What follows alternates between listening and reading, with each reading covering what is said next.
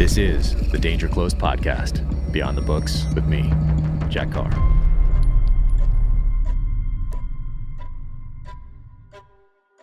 Welcome to the Danger Close podcast, an Ironclad original presented by Sig Sauer. My guest today is author, journalist, all-around fascinating guy, Toby Harnden. He is a veteran of the British Royal Navy and the author of 3 books, Bandit Country, about the IRA in Northern Ireland, Dead Men Risen, about Afghanistan, and his latest, First Casualty, which is about the first teams into Afghanistan following 9/11.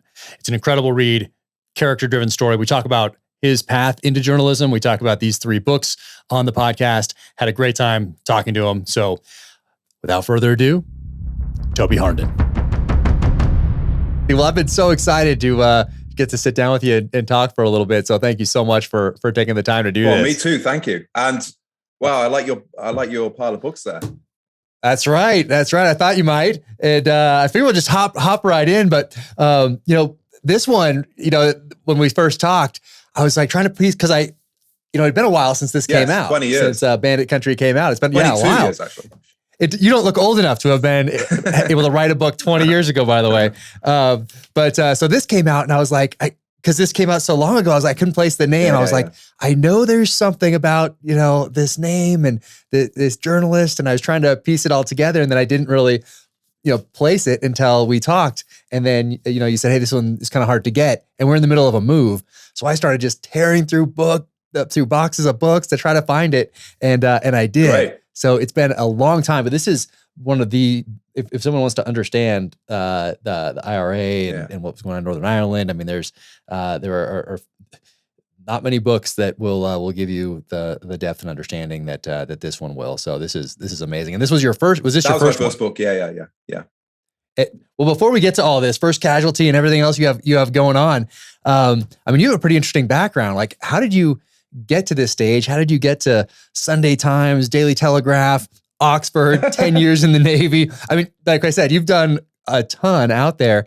So background wise, when did you get this bug for journalism, for writing, or for service, or for investigating military intelligence circles? Where did all that start for you? I'm 4th generation military. So my father was in the Navy. And, I grew up, with my grandfather showing me his World War II medals. And so I think that was always kind of part of me. And so I joined the Navy. I mean, I first got a place in the Navy when I was 16. Falklands War. Oh, wow. Falklands War was going on. And I then decided I wanted to go to college as well. So I got a cadetship through the Navy. And it just kind of went from there. But, I was in the Navy in that period where, I mean, the Gulf War happened, but I tried to get involved, but they managed to do it without me. And apart from that, Cold War was over. It just felt like, what's it all for? I went to loads of nice places.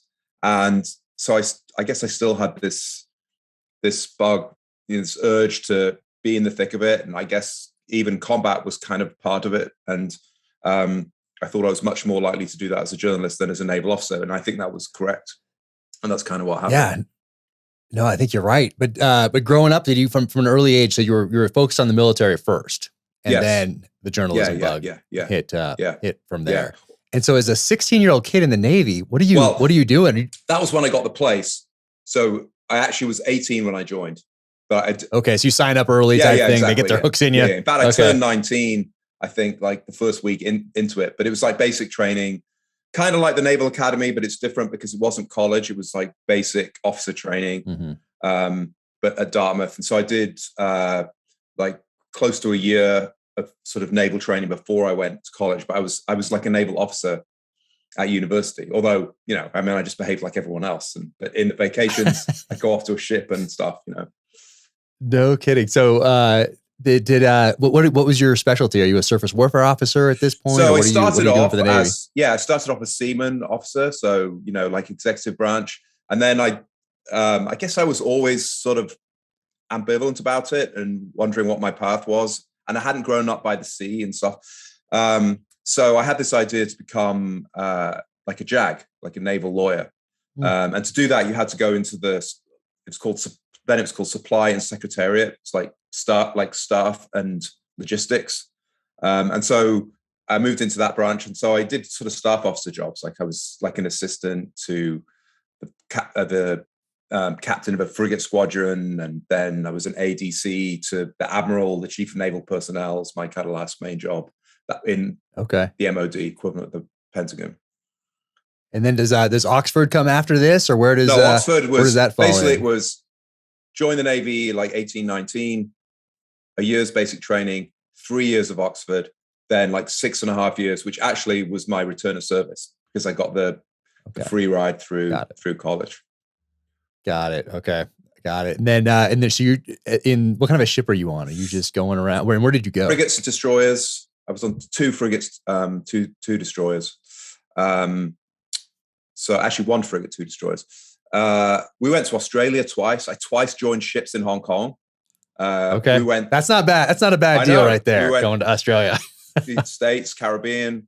We went to Pakistan. Went to Diego Garcia. We went to like Scandinavia. I mean, the last ship I left in Stockholm. A little bit the worse for wear. On a plane. So yeah, it was pretty good, but it just didn't seem real. It just seemed join the Navy, see the world, girl in every port type of thing, which was great, but it just didn't, what's it all for? Yeah. We're still doing exercises guarding the northern flank of NATO when the Cold War's over, Yeah, there was a lot of that going on. But when did you join? Diego Garcia. You joined like 95? Yeah.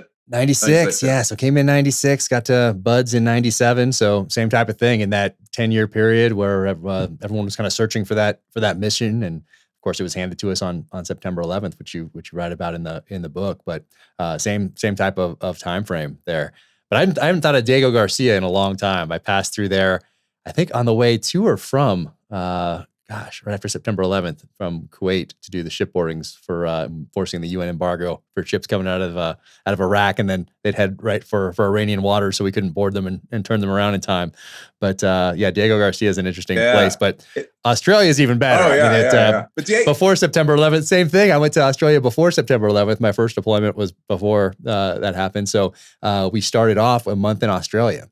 And we got there to work with the clearance dive team, and then they picked up and left. So we just got to sit in Australia for a month as a brand new guy in the SEAL teams, which wasn't a bad gig. Yeah. Yeah. And I mean, Diego Garcia, I guess it became controversial because of renditions and stuff. But I mean, I guess we stopped to refuel, in the middle of the Indian Ocean, but we had a day there. There's not much there. Nice. And then how do you find this path into journalism? Do you start off just going and interning or asking for a job, or so I did a bit of helping out? How does that work? I did a bit of kind of moonlighting when I was still in the Navy, and I had a flat in Edinburgh, and I had a friend who worked on The Scotsman, and I managed to kind of wangle a gig in the summers doing theatre reviews during the Edinburgh Fringe. Wow, what's the Edinburgh Fringe? It's like a theatre festival, and so I was reviewing 3 or 4 like plays and stuff every day, writing 200-300 word reviews. And I would like cycle up to the newspaper and hand it in a printed copy. And then a day or 2 later it would be published. And if it was a nice review, sometimes it'd be quotes with my name, like on billboards. And so that got me the bug of like, I could just write and they'll publish it. And then my name's out there and, and so I just built up some cuttings. And then I got an in at the Telegraph because Max Hastings was the editor of the Telegraph, and he was kind of pro services. And so I guess they liked the idea of this like Navy guy sort of coming in, and that was my foot in the door. And then I kind of got a trial on news, and it just kind of went from there, really. Okay. So what was your first something other than a theater review where you're like, okay, I'm a journalist now, and I'm investigating, and I'm asking questions, and I'm piecing puzzles together, and maybe I'll write a book one day? Like, where did you take that from theater reviews and into, hey, this is serious now, and this is going to be my profession? Well, I mean, I guess as soon as I started doing news, I thought like, this is where it's at. Like, when everyone's running away, you're running towards it. And it's, you're interviewing people who've just, been through, stuff. And it's the first draft of history and all that. And so, one of the first things was an IRA bomb, actually, in very close to the office in Docklands in London. And, I was in the office, and it's this, I think we were on the 14th floor or something. And yeah, so it's actually the bomb that book opens with.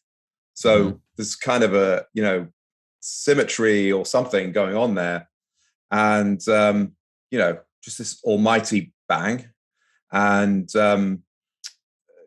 it shook, and people dived under the, under the desks and stuff. And I just was, amongst a whole bunch of us, the elevators were out. So we ran down the stairs, however many floors it was, and sort of ran over there, and there's crunching glass and, ambulances and people being evacuated. And, but, I was also, it was great. I was thinking, this is it, in the action. Yeah, exactly. And did you know what it was right away back then? Did your mind go right to, back like today, if that happened, your mind would probably go a different place than it went back then. I forget the exact sequence, but I think the IRA declared an end to the ceasefire in an hour or so before. And it was still, so it was being reported, but it was it felt like it was unconfirmed. But from memory, we knew it was the IRA. They were the only people, letting off big bombs in central London at that time. Yeah, no kidding. And did you grow up with kind of that specter? Because over here, as a kid in the 80s growing up, you're reading about it here and there, magazine article here or there, a Time magazine, a Newsweek, that sort of a thing, a mention in a thriller, that sort of a thing. So did you grow up under the specter, a looming specter of the Troubles, or was it something that was constantly on your mind growing up during that time frame in the mid 70s to mid 80s type time frame? Or what was that like, and how much understanding did you have of what was actually going on in Ireland? Well, it was a kind of a drip in the background. It wasn't looming. It may have been if maybe I'd been in London, which was the principal sort of economic target. I was living in Manchester, and that didn't seem to be a target. Although in '96 it was, and in fact they blew up Manchester, and that was a bomb that originated in South Ammar, just like the Docklands bomb did. But so it was sort of something that's always in the background. A couple of soldiers killed here. I vividly remember when I was 13, and again I cover it in Bandit Country. There was Mountbatten. The Queen's cousin, Lord Mountbatten, sort of Viceroy of India, this kind of hallowed figure. And he was assassinated, blown up in County Sligo in Ireland. So August 79. And the same day, 18 soldiers were killed, mostly from the parachute regiment. And I vividly remember my father coming upstairs and going, "Bastards." And it was one of the first times I heard him swear like that. And so, it was very much there. They blew soldiers up in pubs. There was, terrorist attacks on the continent. So I think a couple of tourists were killed at one point. A baby was shot. They were trying to kill, British military, in Germany. So it was always there. Also, I'm Catholic by birth, and I was going to a Catholic school in Manchester, and there was lots of kids from Irish families there. So, I guess it was maybe talked about a little bit more than your sort of average place. So, I was always aware of it. Was it polarizing to communities back then in the UK, like in London, Manchester area down south? No. The IRA was kind of beyond the pale, I think, in England, and so many civilians were killed. Certainly would have been some sympathy for a united Ireland, but actually, I think in England mostly that was just overshadowed by the campaign. It's interesting to think today if we'd had social media platforms, the internet back in 60s, 70s, and 80s, how they would have used that to garner support or to promote. It's so interesting just how that phenomena has changed. Warfare changed how you can talk about an ideology and recruit and sway sympathies and all that, and just thinking how they would have leveraged that had it been available back Well, then. you see, up until I forget when they changed it, it must have been after the 94 ceasefire, IRA ceasefire, there was a broadcasting ban. So Sinn Féin, the political wing of the IRA, their representatives couldn't speak on television or radio. So they were. So what would happen was they could be filmed, and so there would be voice actors that would, listen to the audio and speak another version of it on TV. So just weird. I mean, so That is weird. I mean, they were, and there was a bunch of actors when the ban was literally a bunch of actors who were out of work. But it almost drew more attention to them because it was so weird, and there was this sort of broadcasting sort of workaround. But it was interesting. I mean, I think actually this came up in your Peter Bergen podcast. I mean, the IRA did do attention-grabbing attacks, and so in London, for instance, it was economic, but it was also, sort of marquee buildings, and it was designed to get the headlines, and they called them spectaculars. This phrase used, it's spectacular attacks, and that was a move away from the sort of low-level guerrilla warfare, attacking police and army in Northern Ireland, and trying to grind the British down. And there were different strands of the strategy. Another one was like Martin McGuinness talked about sickening the Brits. Basically just carrying out sort of attacks which just would make people, in England, Scotland, and Wales just like we want nothing to do with these people. Let's just, those guys could just go to Ireland. We'll have a united Ireland, and we'll be done with a whole lot of them. But they were very clever at getting media attention. Yeah, no, it's so interesting. The first time I went to Belfast was 2000 maybe. Anyway, but having grown up, just seeing those pictures of of British soldiers and reading about SAS operations up there, and just kind of not really understanding the whole all of the different factions at play, but being able to go up there and then go to some of these hotels and bars where meetings took place and all that sort of thing was fascinating. The photos from back then are just incredible when you go and look at some of those. You have somebody with a G3 rifle kneeling down by a school, and just a boy and a girl walking by with their backpacks, and it's just incredible that it wasn't that long ago that all this was happening in Europe. Right. I mean, it's incredible. And Bandit Country. When did you decide to write it? Was the bomb was the impetus to that, or when did you decide to write this? Because it's a fascinating book. So it was published 99. So when the bomb went off, that bomb in Docklands, I'd already been appointed as like the Northern Ireland correspondent, or the Ireland correspondent, because I covered the whole island. And that was a big break for me, because I was sort of conscious of being the last person left in the newsroom sometimes if there was, a big story, because I didn't have a background. I didn't have shorthand. I didn't have a background on regional papers. But I think I proved myself, and I'd done a stand-in period for the previous island correspondent, and sort of acquitted myself, reasonably well. But I also think that I was given the job because there was a ceasefire on, and it wasn't seen as a huge story. And so when this bomb went off, it suddenly became a big story. So that night, as well as doing my reporting, I was thinking, are they going to change their minds? Are they going to send somebody more senior? And I think they probably had those conversations. But but for whatever reason, I went over there, and as soon as I went over there, it was just me. So when something happened, it was me, and I proved that I could do it, and that sort of banished any sense that I wasn't a hard news guy. And I just completely immersed myself in the story out there. I mean, it's a small patch of land. If anything happened, if anything went bang, I could get there, within, often well within an hour, sort of max like 90 minutes. And I decided that I was just going to go to everything. And I think there were sort of competitors and other people there who'd sort of become a bit lazy, a bit jaded, who were just taking it off Radio Ulster, and just, bomb went off, this number of people were killed, but I wasn't, I don't know, I just didn't even consider doing it that way. And I just became fascinated by South Ammar. There's a British Army officer who was in an intelligence job then, Rupert Thorneloe, who was killed in action in 2009 and was the sort of central impetus for my second book, Dead Men Risen.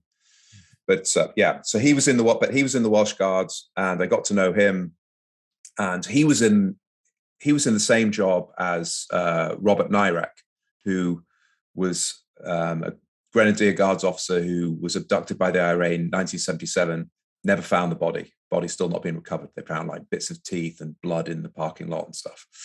And so Rupert was covering South Ammar, and he was physically a little bit like Robert Nyrak, actually, and he had a sort of panache about him.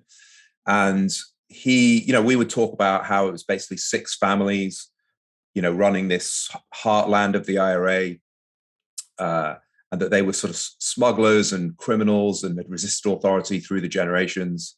It was part of the United Kingdom in name only. So if there was a burglary and the police were investigating, they had to go with like a platoon of army soldiers. The roads were too dangerous to drive on routinely. So, the trash was brought out by helicopters. And like, as you say, I couldn't believe it. This is 1996 in the United Kingdom, and this stuff is going on. And at the same time, there were sniper attacks using a 50 caliber rifle. And so it's again in Bandit Country, but there's kind of a whole chapter on the sniper teams. But there were 2 teams operating there, with a kind of actually a tactic that was used in by the DC sniper, with a sheet of metal in the rear of the vehicle, and so the sniper would like lie prone with just the barrel in this like little aperture, and then as soon as the shot had been taken, a cord would be pulled, the back of the vehicle would close, and then the driver would just drive off. So all this was happening. The chief of staff of the IRA was a guy called Slab Murphy, who was sort of a pig farmer and smuggler who lived on the border. His farm was on the border, literally on the border. The border ran through his property. So part of it was in the Irish Republic, part of it was in Northern Ireland. And so it just felt like all roads sort of pointed to South Ammar. And I remember driving from the south. So the IRA had shot an Irish policeman in the south, which was very controversial. It was a robbery that sort of went wrong. Politically, very bad news for them and a big story. And I was covering that. And on the way back, it sort of hit the news that there's a big search and arrest operation in South Ammar to do with the Docklands bomb, months earlier. Yeah. And I remember driving across the border and seeing the sign. It said 4 Kill 7, 4 Kill was in South Ammar. And so I just, instead of going north, I just turned left, drove in South Ammar, and immediately there's British soldiers, in the undergrowth. There's metropolitan police, so like basically London forensic police officers in these forensic suits collecting evidence, because they traced the vehicle and therefore the bomb back to South Ammar. And I just remember thinking, this place, this is incredible. And so where's the book? Yeah. And right. And there wasn't one. And so it felt kind of almost a little bit arrogant or presumptuous at the time. But I thought, well, I'll do it. I'll have a go. And so that's how Bandit Country came about. And so I was there sort of 3.5 years, and the last sort of 18 months or so, along with the day job, I was, every excuse to go to South Ammar. And there were many, I had a girlfriend from there whose parents lived down there. That helps. Yeah, exactly. I just soaked up everything about the place. And I got to know a bunch of young British Army officers who, worked in intelligence or close to, who, shared my sort of fascination with this place. And so, yeah, that's what I did. Did you get, did you have a publishing contract like before? Did you, for nonfiction, in this country anyway, you can sell an idea or a chapter or an outline, that sort of a thing. Fiction, of course, you have to have the whole thing all the way done for anyone that's interested. But this one, did you just do it on your own and then shop it around, or did you get support from the publisher? Yeah, so I did. You beforehand? Found a guy called Sean O'Callaghan, who was an IRA man from County Kerry, who had gone over to the other side and become an Irish police agent. And he wrote a very good book called The Informer. I used to go and visit him in jail. He was in isolation in Maghaberry prison. And so I'd go and visit him, and we'd speak for hours about the IRA. And it was another part of my immersion, really, because he was just, this is how they think. It's different from, the way you think and most people think. And this is the psyche, and just get into the mindset. And anyway, so Sean had some contact in publishing. And so he put me in touch with an agent.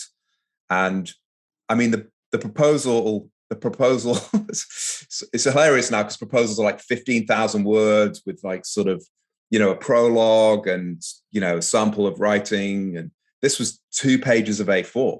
I mean, it was kind of perfect. I mean, it was great. It wasn't sort of a big book deal. It was sort of an Irish imprint of Hodder and Stoughton, So, I mean, it was a decent deal. I can't remember how much money was involved. Not very much. But I did have a contract, and so I don't think I could write an entire book without having a contract. Maybe that's why I haven't done any fiction. Fiction, yeah, exactly. Yeah, fiction, you got to go all in and be prepared. Yeah, well, that's amazing. Can people still find this out there? Because when I couldn't find it in the boxes initially, I went and was looking, and it wasn't as easy to find, obviously, as your newer books here, but it's such a fascinating book, and if people can find it out there, definitely search this. Yeah, I mean, the trouble is it's out of print. It's a very complicated read. It's one of the most sought after out of print books in the English language, which is a kind of dubious. That's cool. It's cool, but it's kind of a dubious distinction because you don't get any royalties from that. And I mean, copies can cost, $50, $75 online. And so I would like to get it republished, or at least do an e-version. And, I talk about it occasionally, but, this was a book that pushed the envelope. And so there were legal issues. The people sued, came after us. And so it's kind of, wrapped up in that. And the legal thing, I saw that somewhere, and I didn't quite know what it was. A public inquiry? Is this the public inquiry thing? No, that's just another thing. That's another thing. Okay, because I didn't know what that was. I was going to ask you about that later. Yeah. So you finish this book up, and it publishes. And are you still reporting on Northern Ireland, or have you moved on to another assignment at this point? Right. So the way I did that book, this was sort of deliberate. I thought, I'm just going to leave it all on the field. I'm going to push the envelope. I'm going to try and name as many people as possible. I'm going to try and, every, kind of gory detail, I'm going to put it in there. I'm not going to sugarcoat anything. I'm not going to try and be polite. I'm not going to try and sort of, stroke any future sources. I'm just going to do this book, and then I'm going to leave. And sort of, whatever broken china is left is, nothing to do, no problem for me, my professional life. I mean, and so that's what happened. So because during this period, there was another IRA ceasefire in summer of 97. Then there was a peace deal, which is, still pretty shaky, but a peace deal nevertheless in 98. There was a lot of politics, and that's what made it the biggest story in the world, really, for a time. Was, Clinton administration was involved.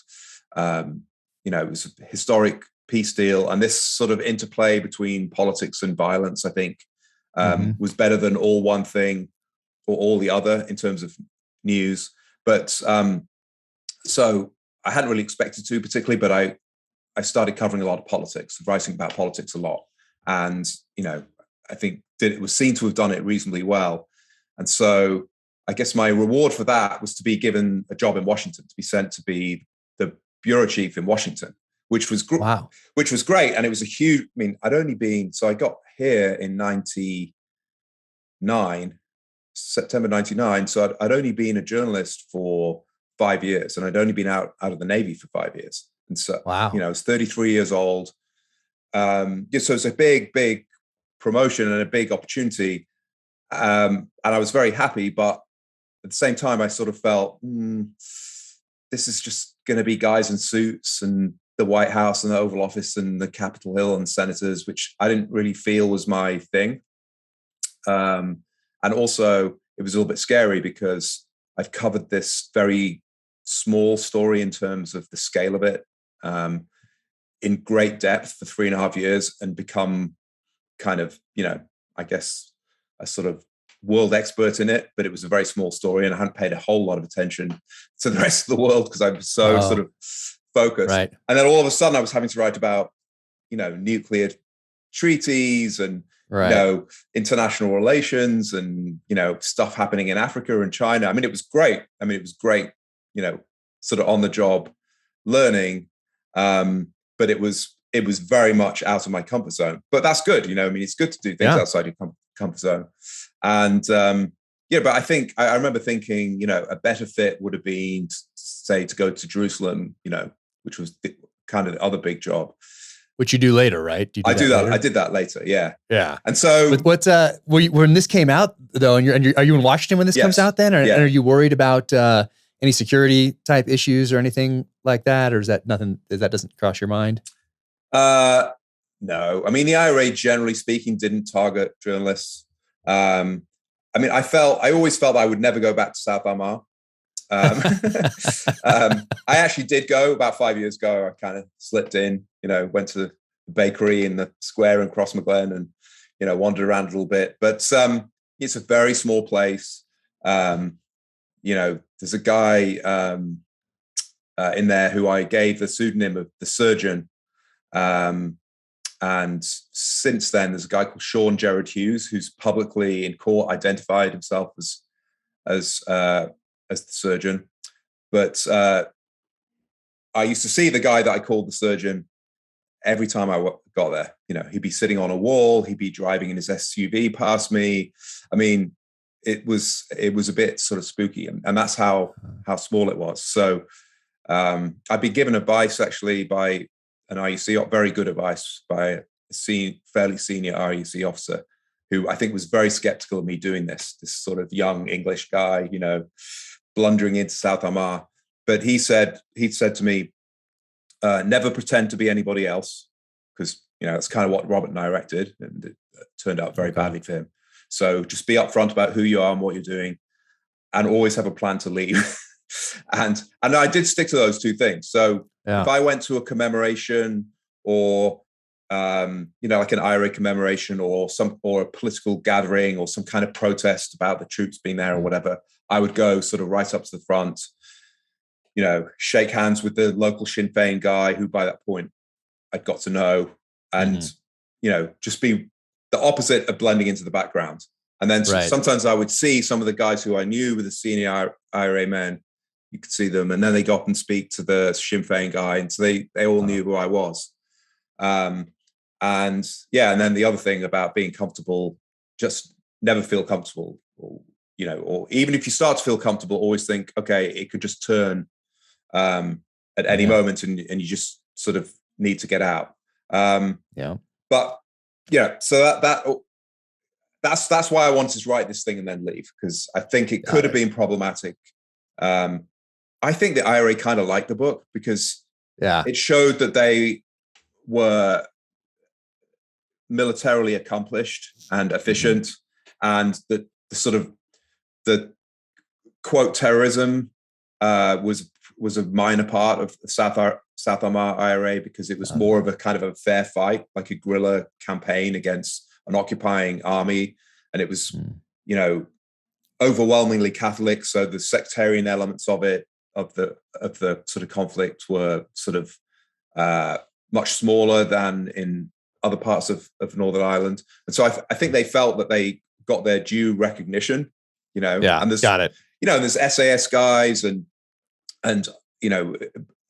British Army intelligence sort of saying, this was a worthy enemy. We admired them, and even people saying stuff like, if I'd been born here, I'd probably join the IRA. And so I think there was a lot for them to take from it. But at the same time, it probably caused some of them some sort of maybe legal issues and kind of brought them out of the shadows.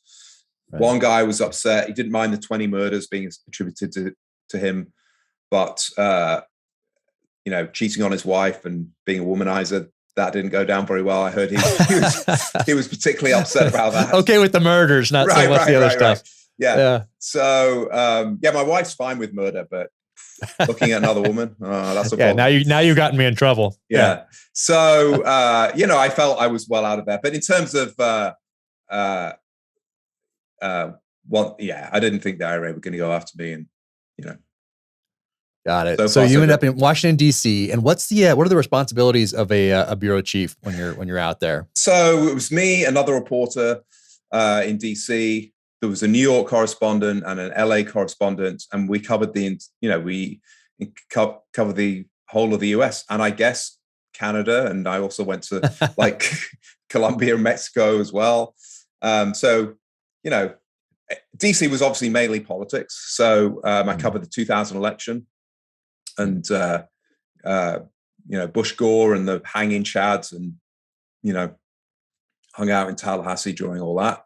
And is this Sunday Times or Daily Telegraph? That was Daily Telegraph.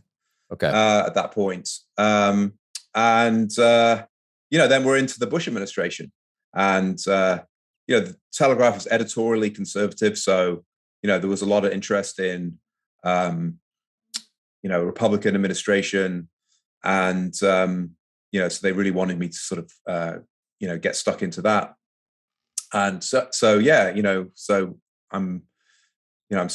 I guess January 2001. So that 2001 up till 9/11, I'm just covering a new administration. Yeah. And then I guess the thing that I sort of hoped for, and thought was better suited to my sort of skill set, it sort of comes to me, on 9/11. So I'm in Washington, D.C. on 9/11. I'm walking into the office just as the first plane hits. I see all the report, it's Cessna, small aircraft, something weird. But then, like so many other people, I'm watching the TV and I see like an airliner, fly into the second tower, and I'm like, okay, this is a terrorist attack. Al-Qaeda's been talked about almost immediately. And, there's all these sort of thoughts in my mind. It's the biggest story of my life. I can't screw it up. It's a 5-hour time difference. So I need to work out what's going on like very, very quickly. Has anybody I know been killed? Is there going to be another attack? Flight 93 was in the air.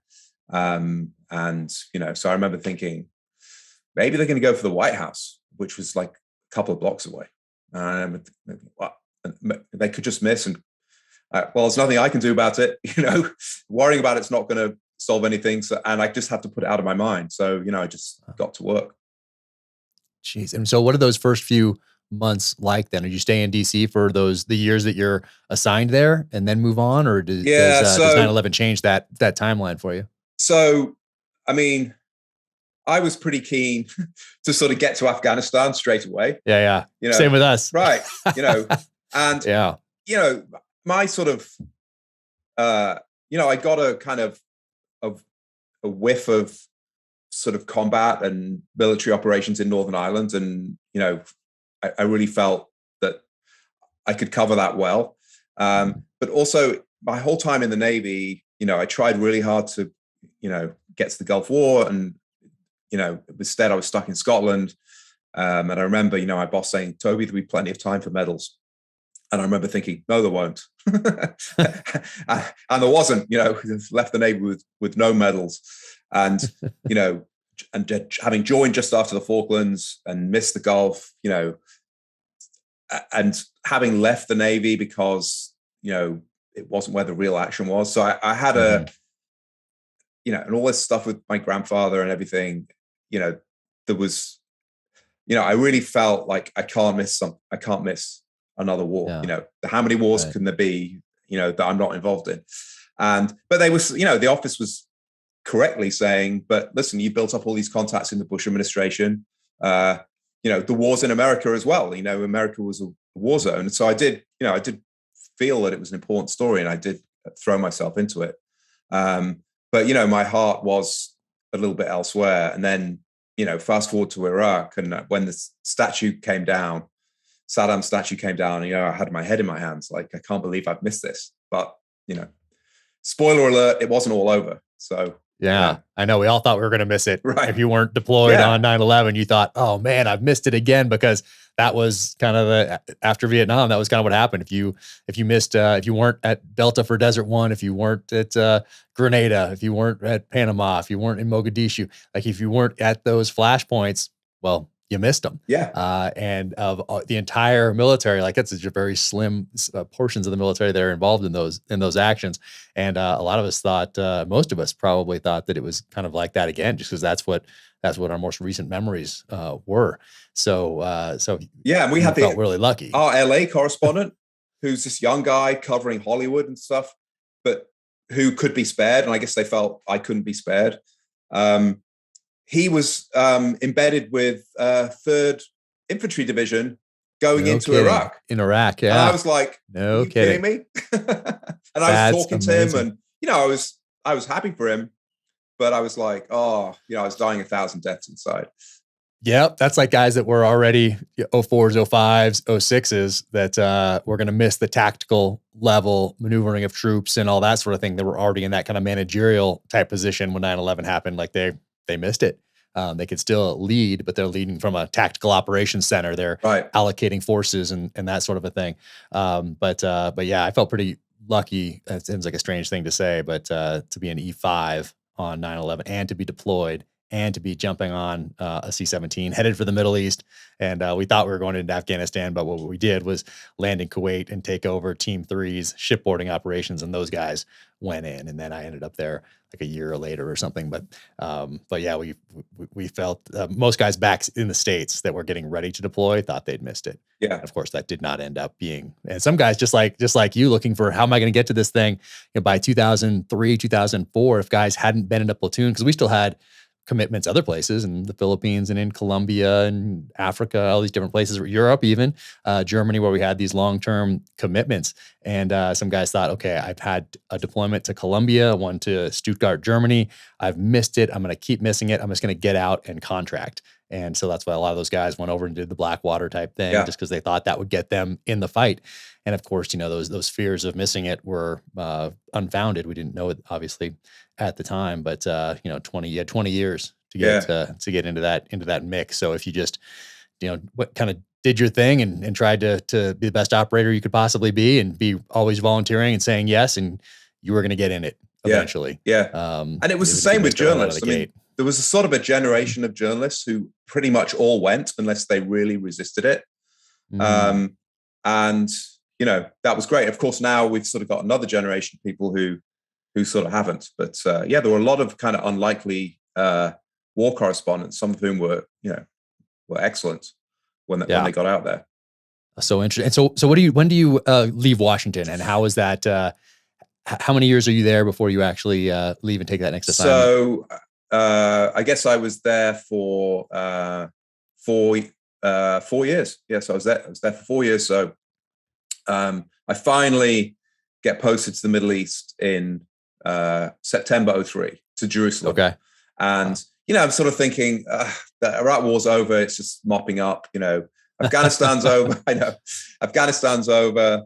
But, hey, I'm going to cover the Israeli-Palestinian conflict in the Middle East and the rest of the region. So great. So I'm in Jerusalem, and I went in, Iraq was on my patch. So I went into Iraq. What's a patch? Is that like territory? So territory, area. Yeah. Is that a Britishism? Maybe it is. It might be. Yeah. That's my patch. I like it. Yeah. I'm gonna put it in a book. I like that. Right. Yeah, the patch. It's good. So September 2003. I arrive, and within a month, maybe it was November, I went into Iraq, and I was with. I was embedded for a while with 101st Airborne, and Petraeus was, in command. And I remember, there was talk of, there was an insurgency then. And is that up in Mosul? Are you in Mosul up there? Yes. Yeah, exactly. Yeah. And we drove from Baghdad, which is shortly afterwards was a journey, you didn't make. Right. Yeah. A year later, probably not. Yeah. And, but, I remember going around with some of the 101st Airborne guys thinking like, wow, okay, so I wouldn't walk through that gate. This is like the Northern Ireland stuff. I wouldn't walk through that gate if I were you. That's the most obvious route. So it felt like something was brewing, but I was actually resistant to spending a lot of time in Iraq at that point. So I have to cover the Israelis and the Palestinians. And, there's a lot of kind of good stuff there. And it was also like a combat zone. Yeah. But then April 2004, I remember, walking into a bar, and there was a guy called Patrick. So the American Colony Hotel, which is sort of on the Green Line. It's sort of famous kind of for spies and journalists, and, kind of the two sides meeting kind of thing. And so I walked into the American Colony bar, and there's a guy, French journalist for Le Figaro, I think, at the bar. And he just turns around and he says, Toby, what the fuck are we doing here? We should be in Iraq. The story is in Iraq. We're fucking Jerusalem. And I remember thinking like, geez, he's right. He's right. Because there was, an insurgency in Ammar, Sunni, and there was Shia insurgency in Sadr City. And I just thought, okay, I think he's right. And then the next morning I phoned the office and basically signed off and said, we'll have a string of covering Jerusalem. I'll go to Iraq, and that's what I'm going to cover for the foreseeable future. And that's what happened for the next 18 months or so. I was just sort of in and out of Iraq. No kidding. Between Jerusalem and Baghdad or something. So yeah, I kept my apartment in Jerusalem, and so when I came out of Iraq, I would come out via Amman, and then just hang out in Jerusalem usually, and then go back in.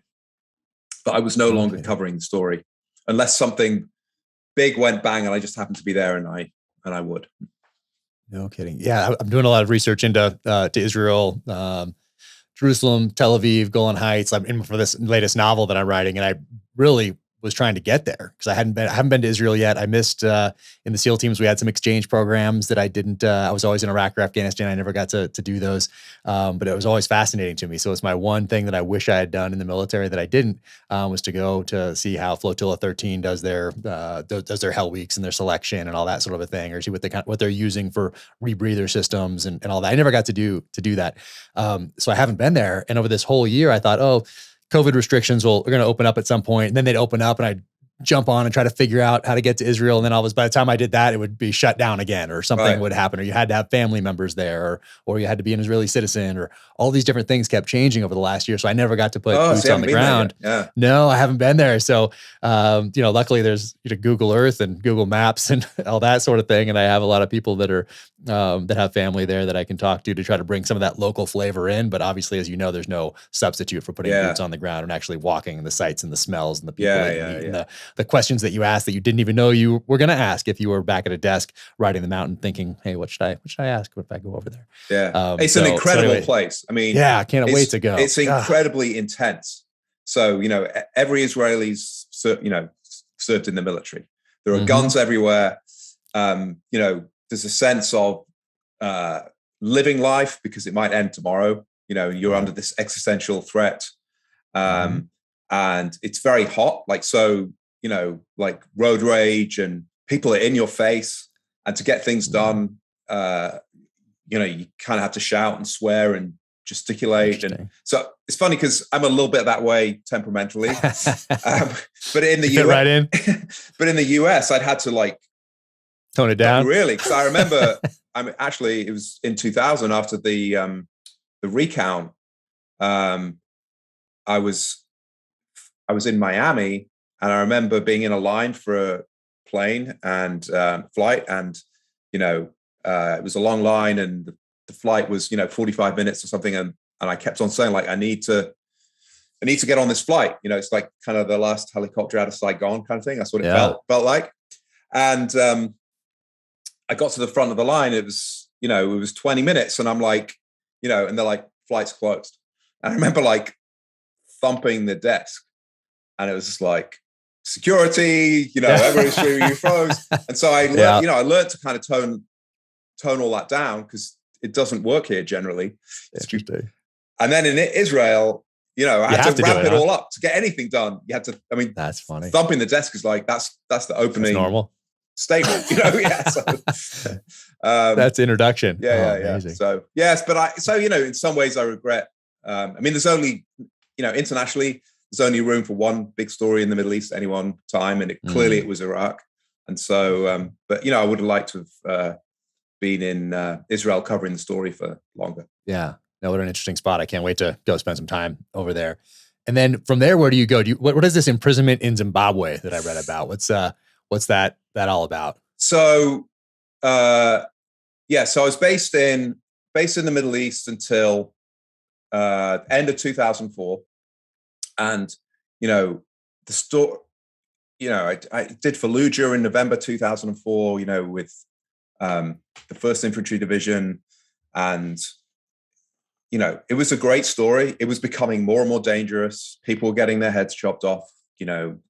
Journalists and others were being, kidnapped and put in orange jumpsuits. I was having a lot of dreams about it. I'd watched all the execution videos, and the risk reward balance journalistically had shifted. It was becoming much, much more risky for less and less space in the newspaper, and so it was kind of like, and also all the talk was, all journalists seemed to be talking about was security, and, and everybody had to have like chase cars and armed guards. There were debates about whether we should carry weapons ourselves. And so I was just thinking, this is just kind of, it's not worth it. It's becoming not worth it for, you're becoming targets. You're becoming essentially, not combatants, but from the other side, you are essentially. What was the hotel that everybody stayed at in the Green Zone in Baghdad? Getting the name of it right. All the journalists stayed in. Well, initially initially it was the Palestine, which is the big one. There's one other one. But then there's the Hamra. I stayed in the Hamra Hotel, and that wasn't in the Green Zone. It was outside the Green Zone. Oh, okay. But that was kind of the journalists' hotel. And actually, so that it would have been, I think, early 2006, or maybe the end of 2005. I was there, and I had an embed in Ammar, and we had to leave at sort of I think we had to leave at 2 or 3 o'clock in the morning in the Green Zone.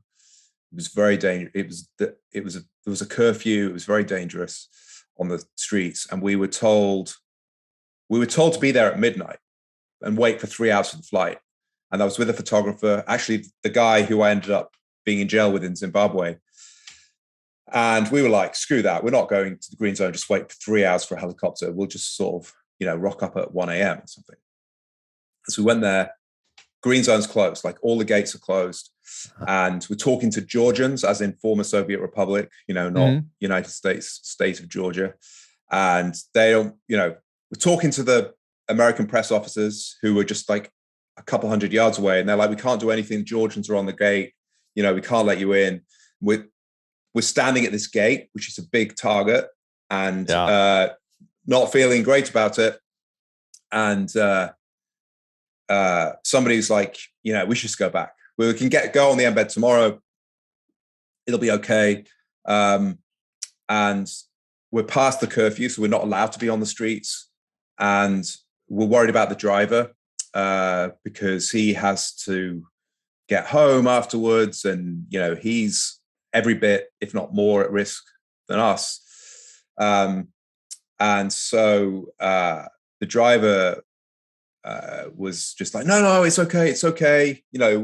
We'll try the other gate until we got round to the other gate, and we got let in, and we drove around, got let in, got to the helicopter, flew out to Ammar, and the driver went home.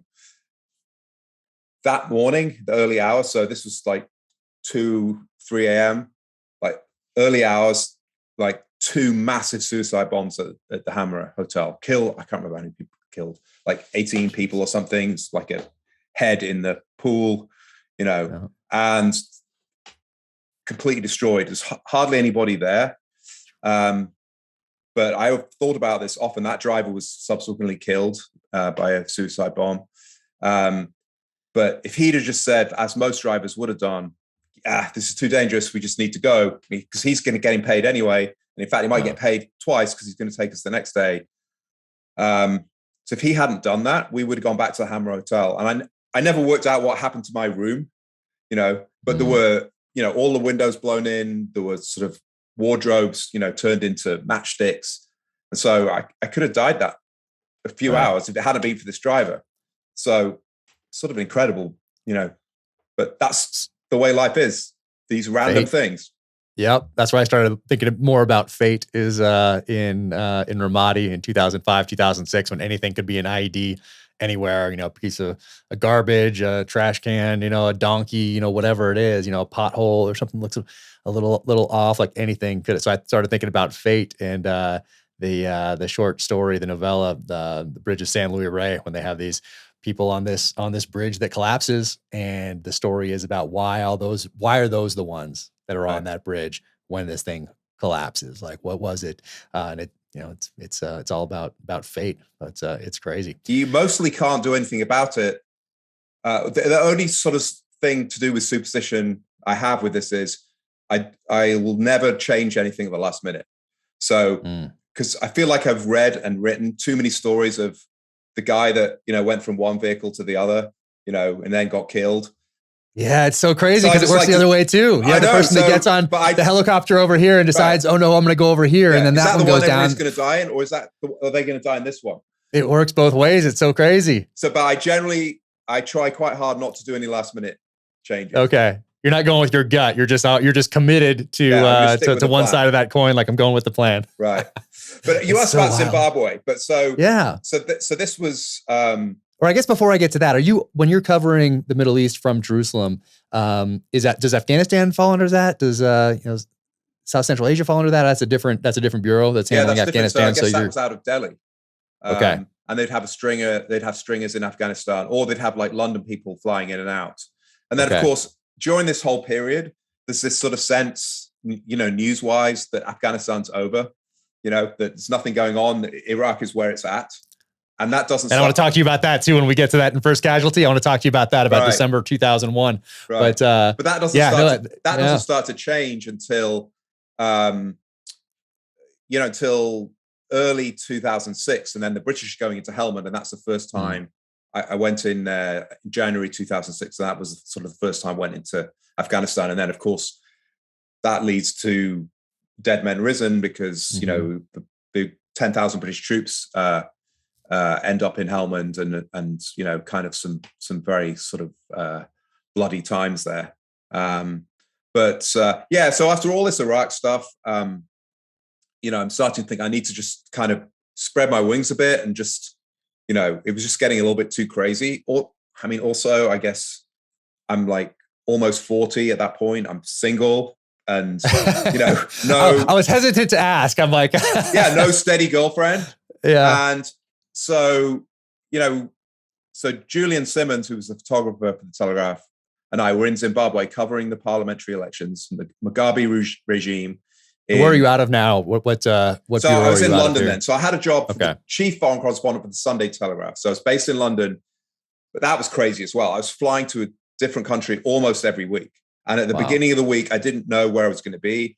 And often I'd be landing at, in a new country. Like I land in Riyadh, on a Thursday morning, having to file by Saturday morning some big magisterial story. So that was a bit crazy in itself. So based in London, and we're covering the parliamentary elections in Zimbabwe, and we've been there a couple of weeks. We were getting kind of confident, and so we said to each other, right, we don't want to just follow one of these white farmer candidates that's what everybody tended to do. Let's go with a black candidate, a black opposition candidate. So that's what we did. And, in hindsight, we could have done a little bit more homework, because we were with this black candidate in an area where, we were the only white guys for 20, 30 plus miles around. So we stood out. And it was a ZANU-PF area, so Mugabe sort of regime area. And so we went to a polling station, and so we're not allowed in the country because we haven't got a permit. We haven't got a state permit to cover the elections. And we didn't want to get a state permit, because then we'd be followed around, or we'd be refused, and then they'd know who we were, and they might have our names at border checkpoints and stuff. And so we'd just gone in as tourists, technically illegally. And so does the paper support that? Is that, or do you have to do that? I think these things were looked at. These things were looked at. I'll tell you about it later. Yeah, that's right. Okay. No, absolutely. They knew what we were doing. Oh, you used to have those things I've read about the guys in Vietnam saying, unless otherwise directed, and they'd leave it at a time when the person is not going to see it, and then they'd go out and do the mission. Oh, right. Yeah. So unless otherwise directed, this is where I'll be, type of a thing. Yeah. So. They definitely looked at their procedures again after what happened to us. But I'd actually done my interviews, and I was just kind of wandering around. But I mean, listen, I'm a white guy in a ZANU-PF area in Zimbabwe. It was obviously I wasn't from around there.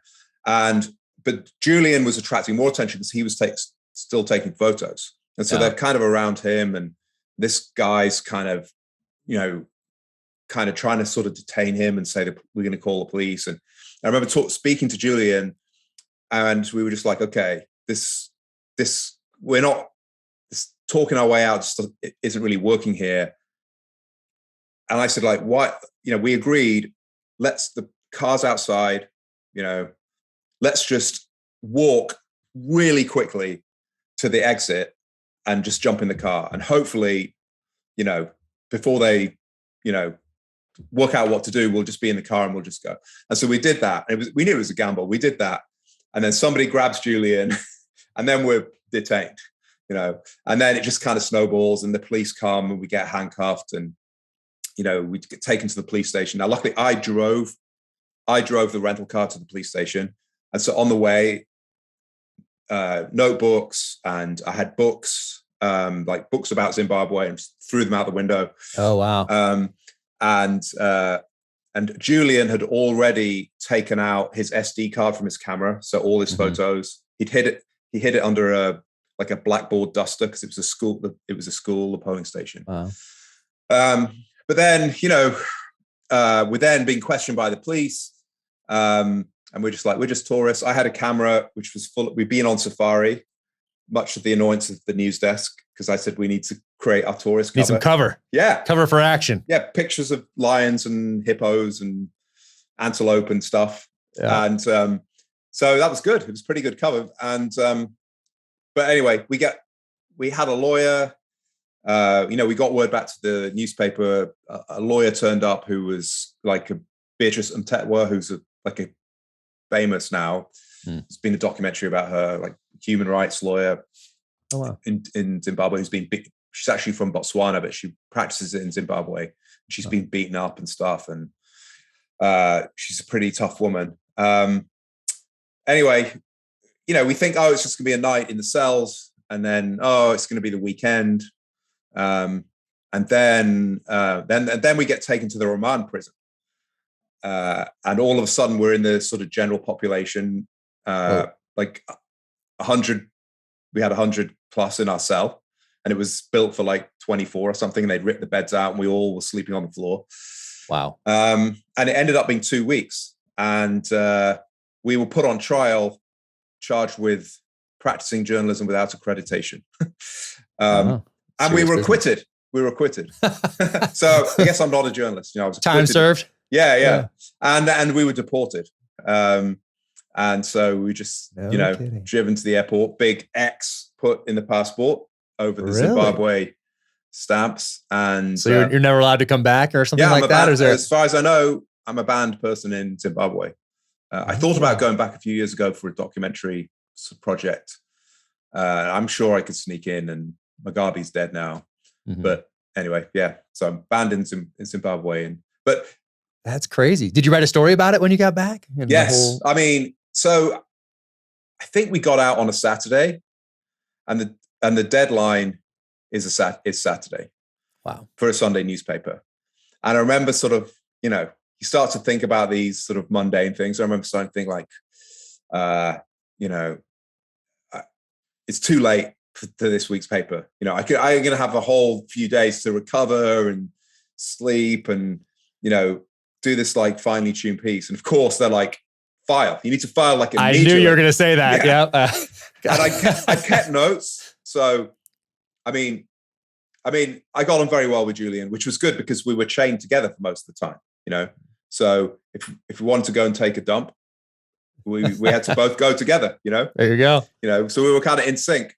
And there was sort of lots of banter and all the time. And so I was able to take notes. So somebody gave me a pen. I had these tiny little bits of paper, and I would like write these little notes and keep them sort of in my pocket or in my, like sandal and stuff. And it was very visually incredible, like particularly like at dawn, like the light would flood in and all these prisoners, and we were all dressed in green, and there'd be chanting, like there'd be like kind of spiritual songs. And you see these I guess it was like a 19th century British built prison, for Rhodesia, and these big gates that would clang. And I'd be always saying to Julian, like, there's a beautiful photo there. Beautiful. Just look at that. Yeah. And he had no camera, and he's like, no camera. Yeah, he's like, fuck you. Yeah. But anyway, I guess it came back to bite me because obviously he had he hadn't taken any pictures, and then I had to just like lock myself away for a few hours and write this piece. And the headline I remember was "Goodbye, Mr. Mugabe." And so I had to write it, and then I had to write the following week as well. And what's the word count on those? Do you have a word count for something like that? I think in terms of word counts now. Yeah, me too. Especially because I'm finishing up my next book. Long. I mean, I'm thinking that was probably 3,500 words. So It was kind of a lot of words. And I guess, you can compose this. I had, pretty quickly, I was composing the start of it, but, I still had to, write this whole thing. And it was pressure. But, if you're a news journalist, you like pressure. I mean, I've been through 9/11. That was talk about deadline pressure with that. So sometimes you do your best work actually when you're under a pressure of a deadline like that. I'm trying to get away from that because I find that is true. I do my best work when I'm under pressure for deadlines, but that also means I'm self-imposing stress because I have a full year to write these novels, and I'm self-imposing stress by being like, I'm gonna think that through. I got plenty of time, and then when it gets down to it, it's like, but that's often the best work for whatever reason. I don't know what the psychology behind that is. Right, but what I found though, with experience over the years, is it's great to write quickly under that sort of pressure, but the more you can go back and polish and rewrite. And so even as a news journalist, if I had the opportunity of like writing under a lot of pressure late at night, I'm a late night person. So, write till 2 a.m., but you don't have to file it till 10 a.m., crash, wake up at like 7. And so your brain, while you've been sleeping, is kind of turning things over. And then I could immediately do a quick rewrite and edit, and it will be significantly better. Yeah. So, but the crashing for the deadline and then just filing it, I mean, obviously you have to do that often, but it's not ideal. Interesting. What do you think about, have you ever thought about going back and taking some of your, I don't know, favorite pieces or most impactful pieces and putting them together in some sort of a collection like that? Or can you do that? Or how does it work when you work for multiple newspapers and you're writing for them? I think you can do that. You can do that. But I don't see many books like that these days. I mean, that used to be a thing. And I think collections of, it's all online, and I'm just a book person. So you can't see it, but I have this full on library here in front of me. Books are stacked everywhere. And it's my own kind of organizational way I have everything lined up here. But I kind of like that, being able to visually see it and being like, Yeah. oh, okay, I can go over there and pull it off and be like, there it was. Oh, Just like this, I held on to this for a long time. Oh yeah, I'm a huge actually hardbacks. I go to extreme lengths to get hardbacks rather than paperbacks. But I was just thinking that too. When I found this, I was like, I got to get this in hardcover. So it's on my list of things to do in the new year. The hardcover goes for about $300 because and I've got a couple of them because it was a paperback, it was trade paperback. Okay. And then mass market paperback, which is that a year later. And the only hardbacks were for like a military book club in the UK. So it's a very sort of small print run. Yeah. So they're very rare. Well, that makes me want it even more. So I'm going to track one down for sure. That's awesome. And then, so as you're doing all this, do you know when you go to Afghanistan that a book's going to come out of it, or how does that transpire? So I guess after the Zimbabwe experience, so this is in like 2005. So sitting in, a jail cell with Julian, and we're chained to each other by the wrist and by the ankles, and Julian just separated from his wife, and he was a little bit older than me. And actually another joke was, for some reason, they got our ages wrong in all the newspaper coverage, and they'd always make him a little bit older and me a little bit younger. That's funny. Nice. And I remember him saying, oh God, my life's a mess, just splitting up from my wife, what's going to happen with the kids and all that stuff. And now he's chained to you going to the bathroom in a prison in Zimbabwe. Right. Like, yeah. But I said to him, and I remember feeling this, like, well, at least you've got a life. I don't know. I'm just about to turn 40. I'm single, no girlfriend. So, you do reflect on, you have a lot of hours in there, to reflect and talk and stuff. And so I think that kind of played into a sort of sense of my life's a little bit crazy right now. I mean, even this job of being in London, going to a different country nearly every week. And so you could never plan anything, you couldn't plan for a concert or a dinner or anything because you might not be there. But often you were there, and because you couldn't plan for anything, you hadn't planned anything and there was nothing to do. So, and so I think that, that kind of led to, I met an American woman, and we got married very quickly in 2006. And so she was working in DC. And so I actually left the staff of the paper to become a stringer. So I basically ended up doing kind of the same amount of work for half the pay. But that's a stringer. What does that mean? Stringer is like a contract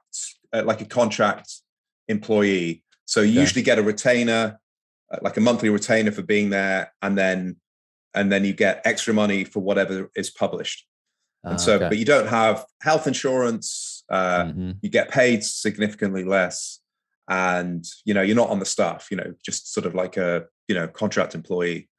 But anyway, that got me back into the US, which is what we decided to do on the Sunday Telegraph. But then I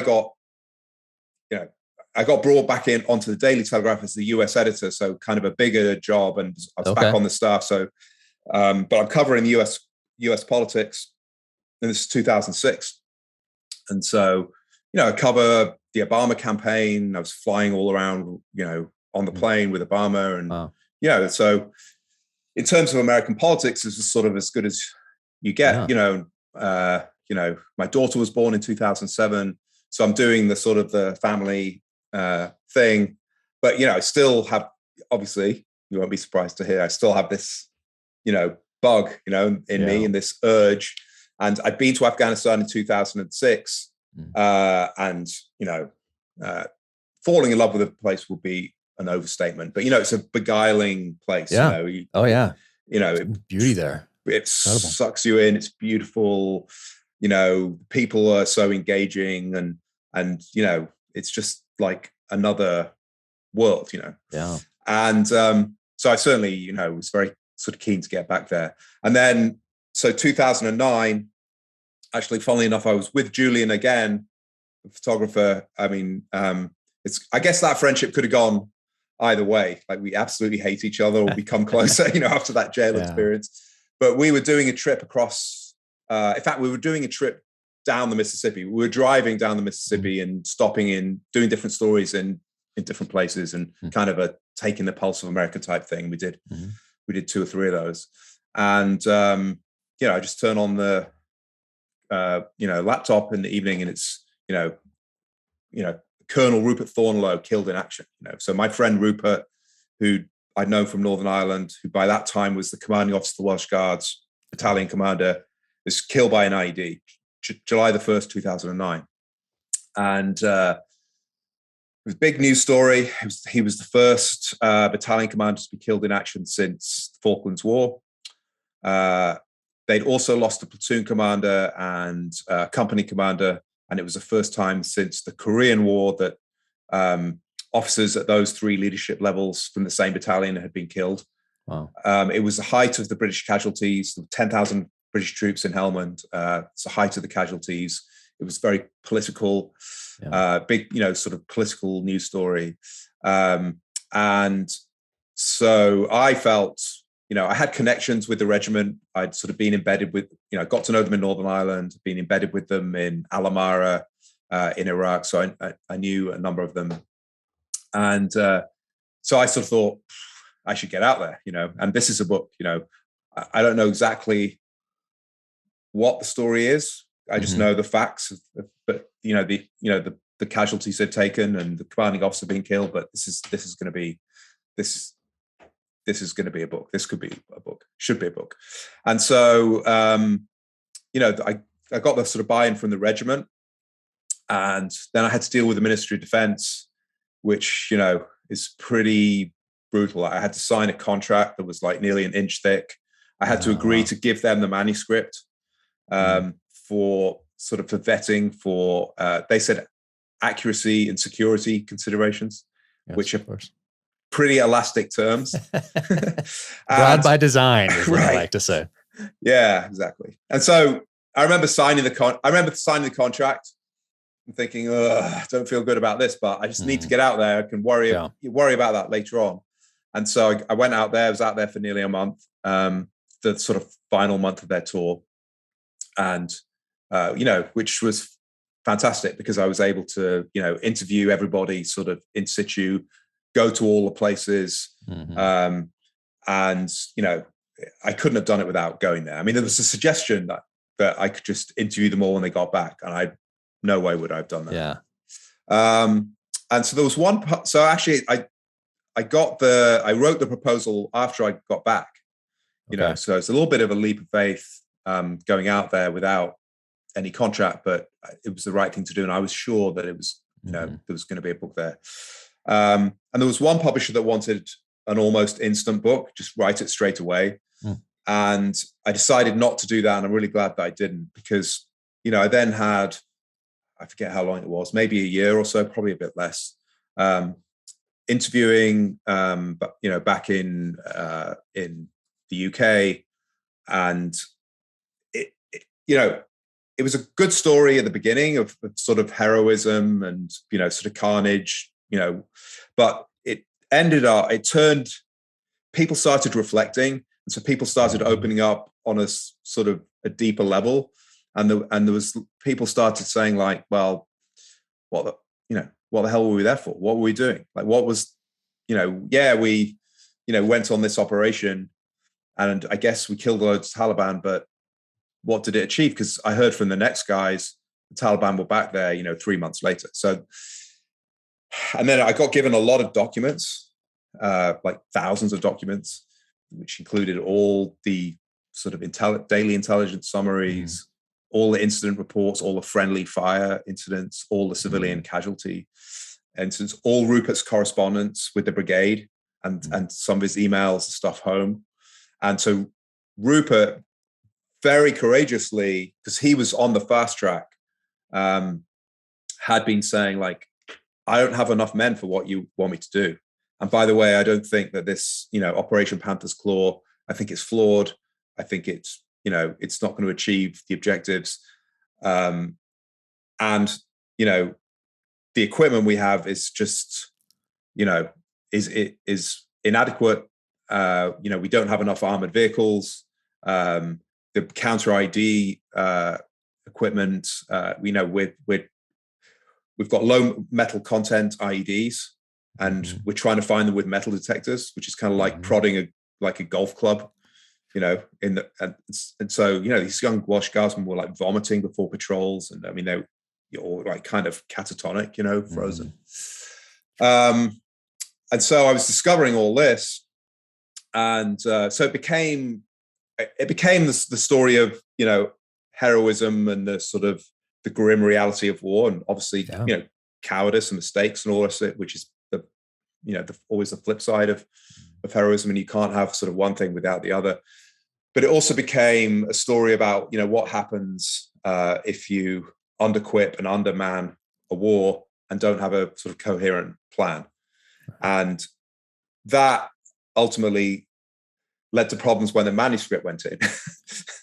Because the Ministry of Defense is reading this, and the manuscript goes in, and it goes to dozens of departments.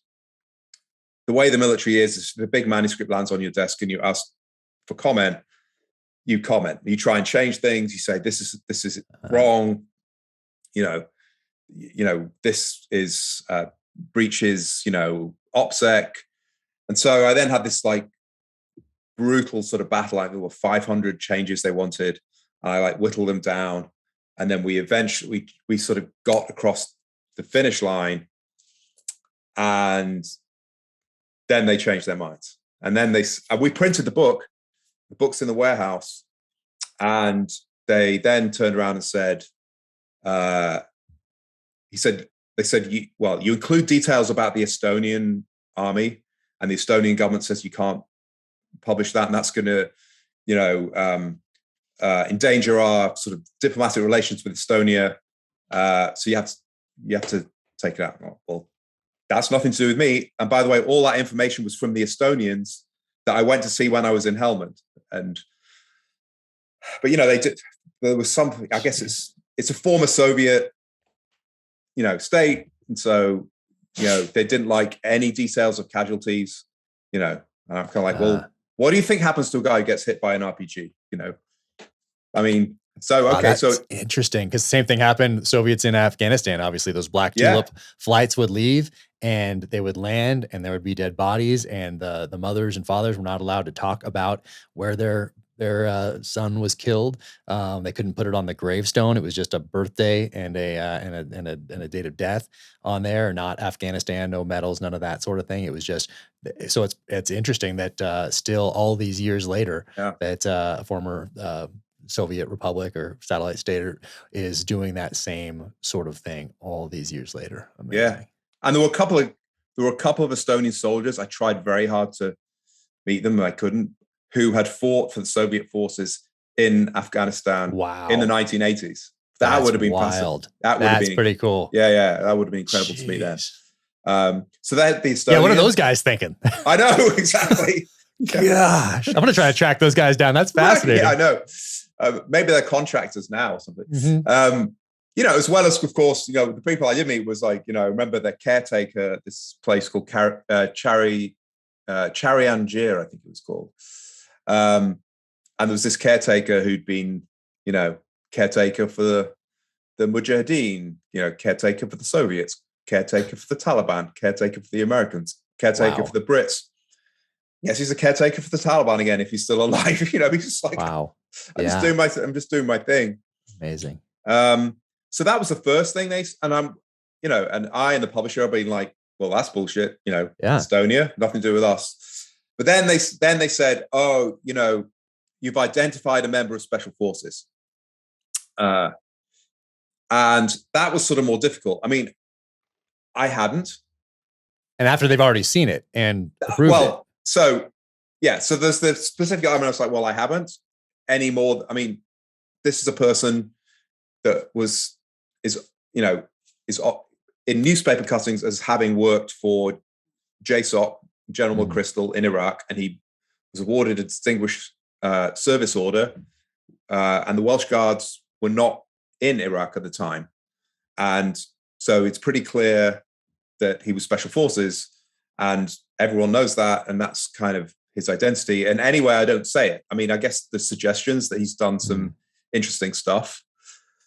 But the trouble is, when you get hit with that, and if they start talking about that publicly, most people aren't going to know the details, and it's, you're up against the Ministry of Defense, and, I want to cover the military. I don't want to be accused of, endangering lives. So it was problematic. So what we ended up with is they were saying, well, we don't think we have done anything wrong here, but you passed the book you said it was okay. And there was a tense moment when the publisher said to me, Toby, could you just send us the email where they cleared the book for publication? And I was like, ooh, do I have that? Or was it just, on the phone? And so anyway, I searched my emails, and there was it was just kind of logistics email, but it's like, could you could you get some copies of the book biked over to the MOD, because, we'd be keen to see them. And so that was the email. Oh, geez. So I said to the publisher, yeah, this is it. And they're like, okay, we're good.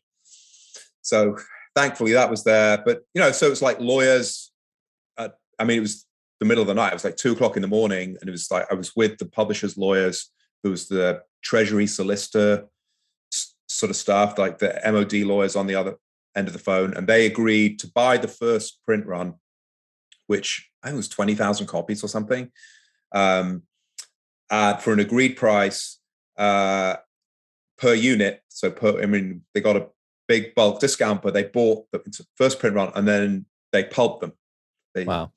And, it was a little bit of kind of judo involved, like where you use their momentum and, to your own advantage.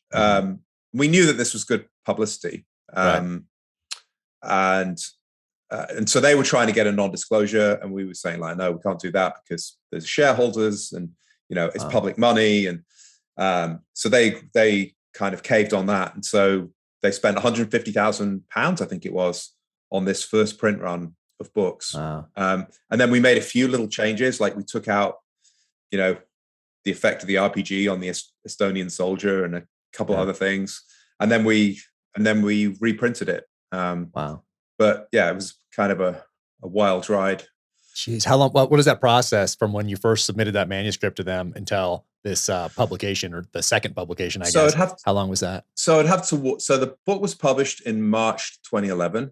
I think it was due for publication a couple of months earlier, and so the tour ended in like November 2009. So I must have submitted the manuscript about September. So it was. It was 2 or 3 months of wrangling.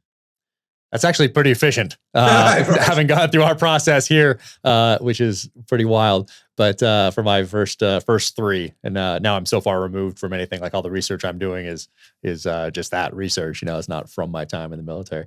But those first ones, I was still close, and there was all the recent controversy of other books that hadn't been cleared. And even though mine's fiction and all made up, I still submitted it. But yeah, man, that was crazy. We had to delay publication also because they couldn't get around to reading it, which is not a big surprise because I guess they're not big readers over there at the Pentagon. Which the last 20 years should not shock anyone if they saw how we left Afghanistan when it comes to understanding the nature of the conflict in which we're engaged. So between the publication of this book then and the publication of First Casualty, we have a decade now. What are you doing for this decade? Right. A decade between books, that's not going to work. And so I'm working on a proposal now, and I really want to. Otherwise, I've probably got like 2 more books left in me. Well, they're fantastic. You're an incredible writer, so I hope you do write more. But what are you doing? What is this decade? So what are you doing for this decade? So my day, So I was still with the Telegraph in 2011. I left at the end of 2011. I worked for Mail Online briefly for a year. Okay, how was that? It was kind of crazy. It was just like. I was filing like 5-6 news stories a day. They they're on it. The Mail Online is on it. Like they were relentless. They are quick. Like they usually have things faster than, I'm not these days. My research and everything that I'm doing isn't, it's kind of, I'm taking a breath and kind of going deep into things. So I'm not always on my phone just looking. But when I do get on there for things that are very, very current or happening, emerging, Mail Online is on it. They're quick. Yeah. They're the fastest ones that I know of anyway, that I have on my phone. Yeah. So this was covering the 2012 election. So Romney against Obama winning re-election. And so, I've been at the Telegraph for a long time. And so I sort of felt like it'd be good to have a move because, also, I joined there very junior. And so this happens sometimes. So, a lot of people who were still there when I started just viewed me as this junior guy kind of thing, and so, I felt that, and, people sort of advised me that, sometimes to get ahead, a move is good. And that actually turned out to be the case. And so I thought, well, the next person that sort of makes an offer or whatever, I'll go. And it was the Mail.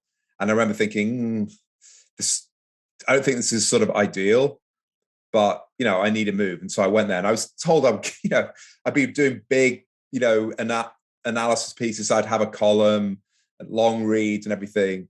And no, I mean, basically when I got there, it was like, very soon it was like, 5 stories a day, Wow. And they want what do they want? Like 800 words or something like that? They go long, but they also copy bits of other stories. And so it's just slap it in there. Okay. They want to be on the Drudge Report like all the time.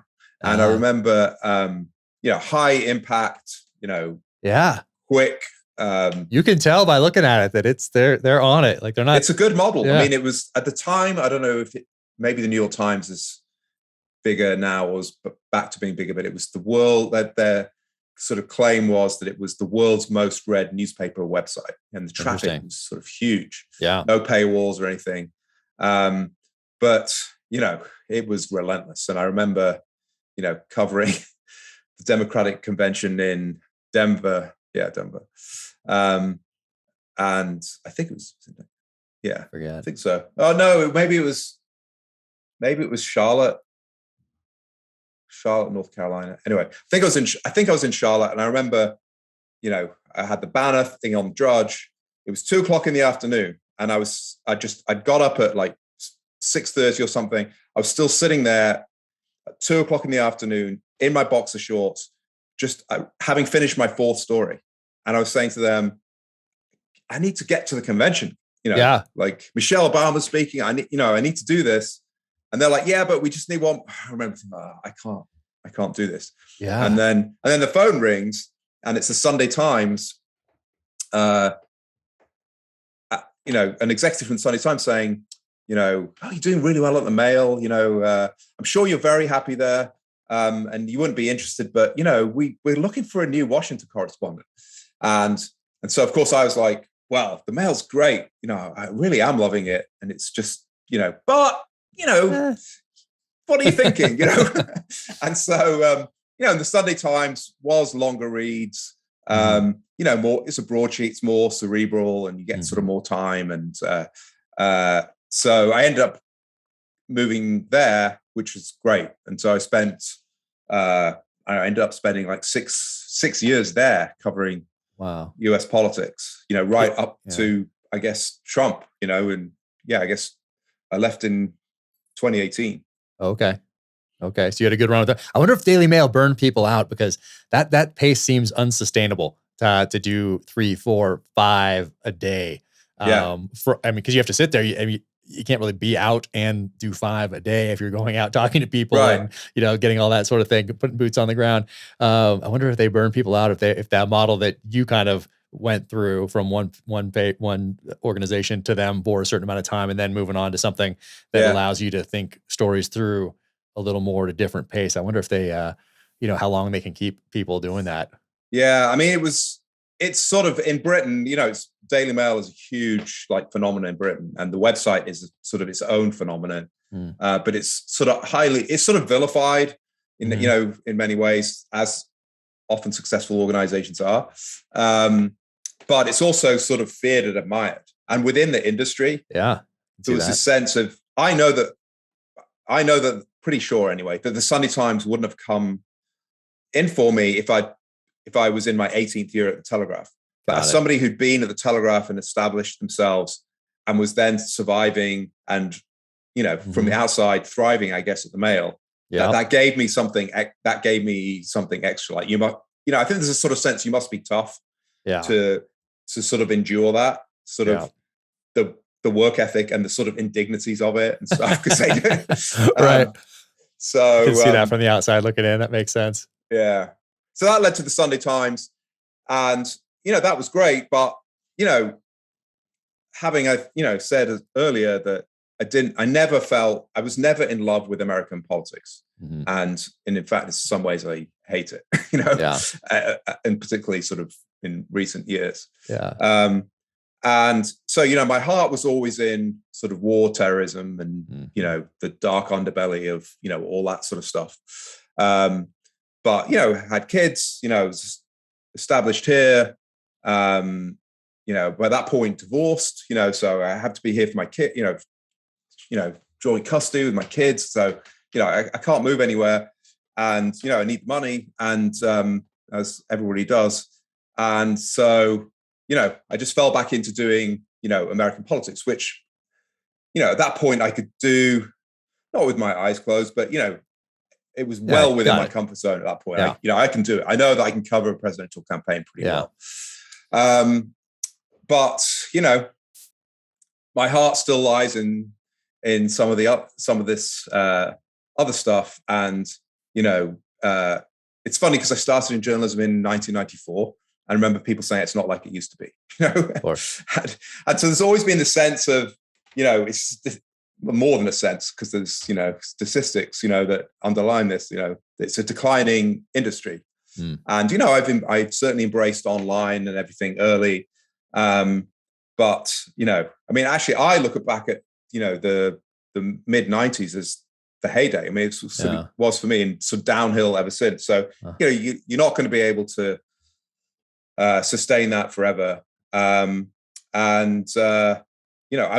I wanted to write books. I've had ideas and sort of false starts along the way. And in fact, what became First Casualty, I first kind of floated and started getting really interested in 2013.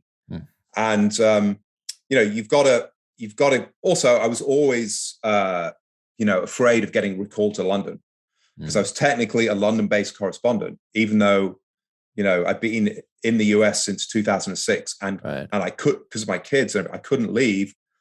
And on some level, they must have known that. So I was very vulnerable to being like, oh, why don't you come back to London to be the foreign editor? And I would have said, sorry. And they'd have said, okay. And then I'd be, So anyway, so that led to the sort of the plunge out of, being a foreign correspondent and, into this book, which, has been a sort of a magnificent sort of project to get into, and I hope will lead to more of the same.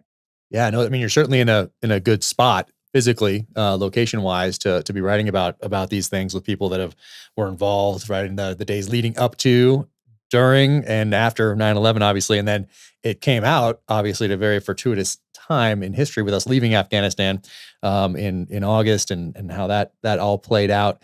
But so you started thinking about this or writing the proposal, or in 2013. What kind of led to that? Why did you in 2013 decide to go back to 2001, the lead up, all the characters? Because it's a character driven story.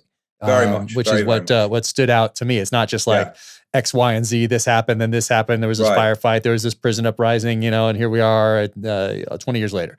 No, it's about the characters and the people, and that's what makes this thing stand out. And that's what makes it so powerful. Is that you feel like these people, that you've maybe seen some of the names in newspaper articles, and now it's been 20 years maybe since you've seen some of those names in print. But you kind of have a connection to it because of that, because we have the shared experience of 9/11 and the shared experience of going into Afghanistan, and this kind of this new model when we're looking at terrorism, international terrorism anyway. So it's a very character driven piece, which is incredible. But in 2013, what was it that made you think, hey, I'm going to write this? And then why did it take from 2013 to 2021? Life gets complicated. For you to do it. So, it goes right back to 9/11. So it's very much a 9/11 book, as you say. It's centered on these 8 characters, the 8 members of Team Alpha, one of them being Mike Spann, and that's the kind of like the line right the way through. And I tried very hard not to go off on too many tangents, which meant, cutting material out and saying, well, that's a great story, but, how does that sort of adhere to the central narrative, which, as you say, is rooted very much in the context of 9/11 and DC and CIA headquarters and the Pentagon and the White House and Bush and all that. But I think, I wrote a couple of news stories about Mike Spann in 2001, and I remember his death, and I remember sort of the New York Post cover, like hero. And, I remember Shannon Spann, who I've got to know quite well, in the last year or two, giving this just beautiful, incredibly poignant, graceful eulogy at Arlington when Mike was buried on December 10th, 2001.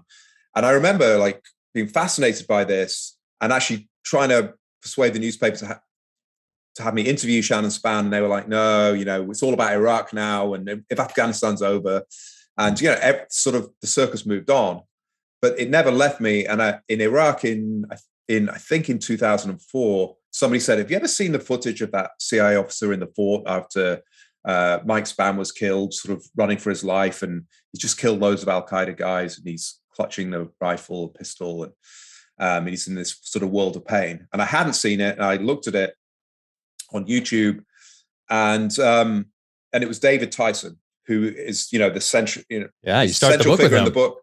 Yeah. And he's in the center of those 3 figures on the jacket. And it was German TV footage.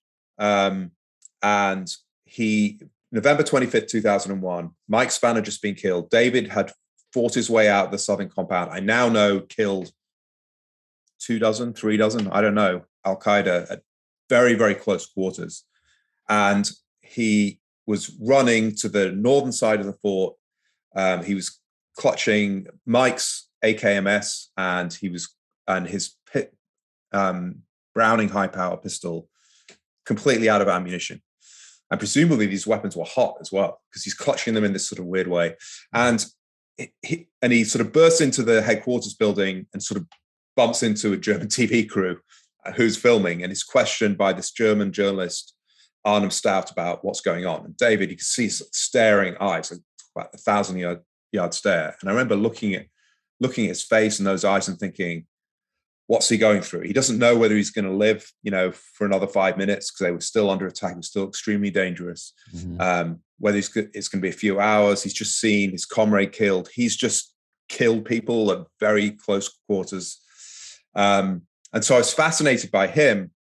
And I guess, 2013, I'm back at I'm at the Sunday Times and covering US politics. And so I decided to just track him down, and there was an academic at Indiana University who thanked him in sort of acknowledgements to a book, and I emailed him, and he emailed Got to be careful of those acknowledgements. Yeah. That's right. Yeah. Oh, yeah. It's all other. Right. And book acknowledgements can be very interesting. Very interesting. Actually. Yeah. And so I remember I was covering Chris Christie's re-election as New Jersey governor and not enjoying it. I mean, he was being extremely unpleasant to me personally and to my project, which was to interview him and cover him. He didn't want this British journalist asking him difficult questions. He just wanted to rack up the points for re-election so, he could run for president. And I remember feeling like this is just, this is pretty grim, this story. I can see that. And this candidate. And the phone rings and it's like, hey, it's David Tyson. And so I met David in a Panera Bread in Vienna, Virginia. So he's living. I think I've been to that one. Right. Yeah. It's a good anonymous kind of meeting spot. And, you're sort of hiding in plain sight. When I was on my way to the CIA. That's right. Funny. So, but I mean, meetings like that are often in these generic places. Yeah. It makes a lot of sense. He was, so he was working at CIA headquarters. But it's sort of amazing in a way because, you know, all this had happened in Afghanistan. I first got interested in it in Iraq, and here's this guy just living at the next sort of town down Route 123. But, you know, he was very friendly and sort of cordial, but, you know, he couldn't really speak very much. But I got this sense from him that he wanted to, you know, tell his story in some form at some point. And he said, I can't really speak. I don't know when I'm going to retire, but, you know, let's keep in touch. And so we did. I thought about doing the book sort of without him, or, you know, I guess I was maybe hoping that he would talk to me anyway, in a sort of off the record type of thing. And I initially envisaged this book as much more about, you know, the Battle of Kalajangi. So from November 25th, sort of 400 Al-Qaeda prisoners rise up, kill Mike Spann. Then there's 6 days. You know, it's a friendly fire JDAM on the 26th of November. There's an SBS, 8 men of the SBS there, including 1 Navy SEAL, Steph Bass. Yeah. Right? Yeah. There's AC-130s, there's General Dostum, there's John Walker Lynn, the American Taliban. So I was thinking it a bit as the story of those 6 days. And, you know, there's Green Berets who were talking. You know, I could have done a decent job in 2013, 2014. But, you know, other stuff was going on. At that point, I only had an agent in the UK. It was a very American book. And so it just got put to one side. Got it. And I'm, you know, I feel that so many things like this work out for the best because I think now was the right time. And so in, you know, late 2019, you know, I want to do a book, and 20th anniversary of 9/11 coming up. And so I, you know, did the proposal, which was, you know, a little bit of a wing and a prayer because, you know, I'd spoken to Mark Mitchell, who was the Green Beret, who led the 15-man rescue force that went into the fort. I'd spoken to, you know, a couple of other people. I had, you know, pretty good hopes of speaking to at least some of the SBS.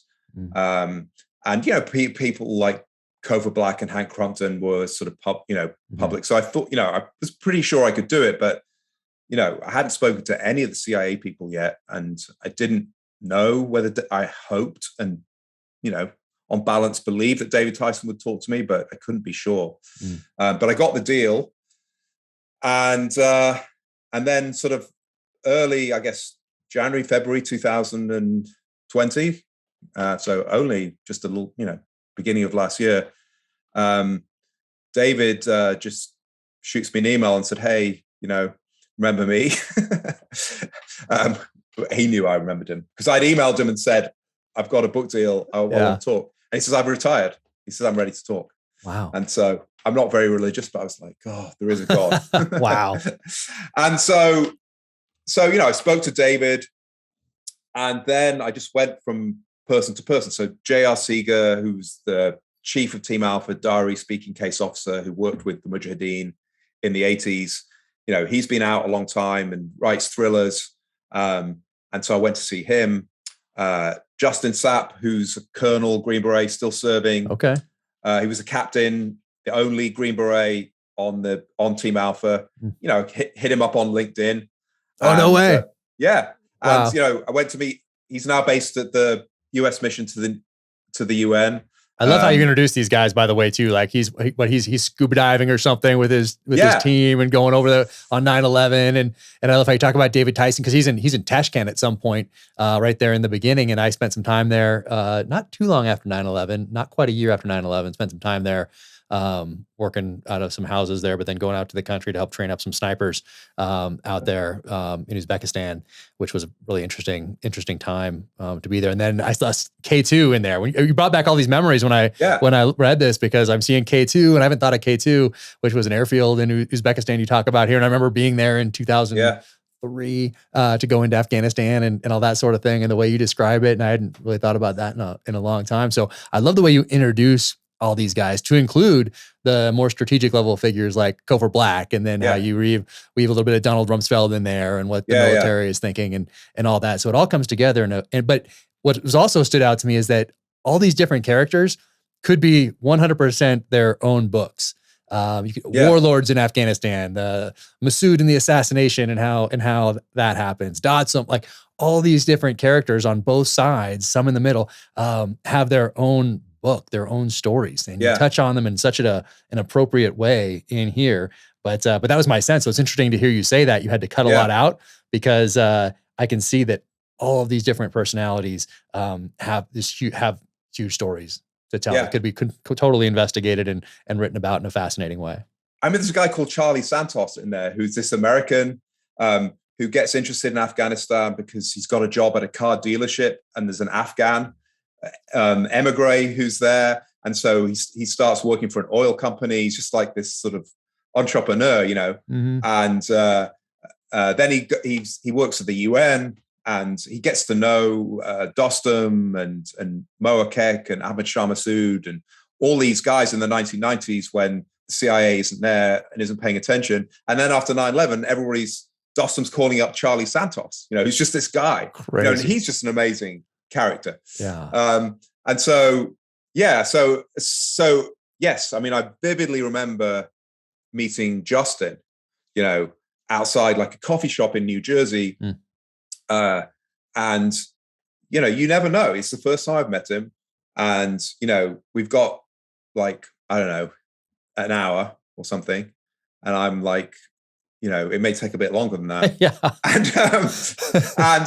And he immediately starts launching into, on 9/11. And as soon as he said this, I'm like, you know, so I already knew that David Tyson on 9/11, he took off from Tashkent just as Mohammed Atta was getting on flight 11 from Boston.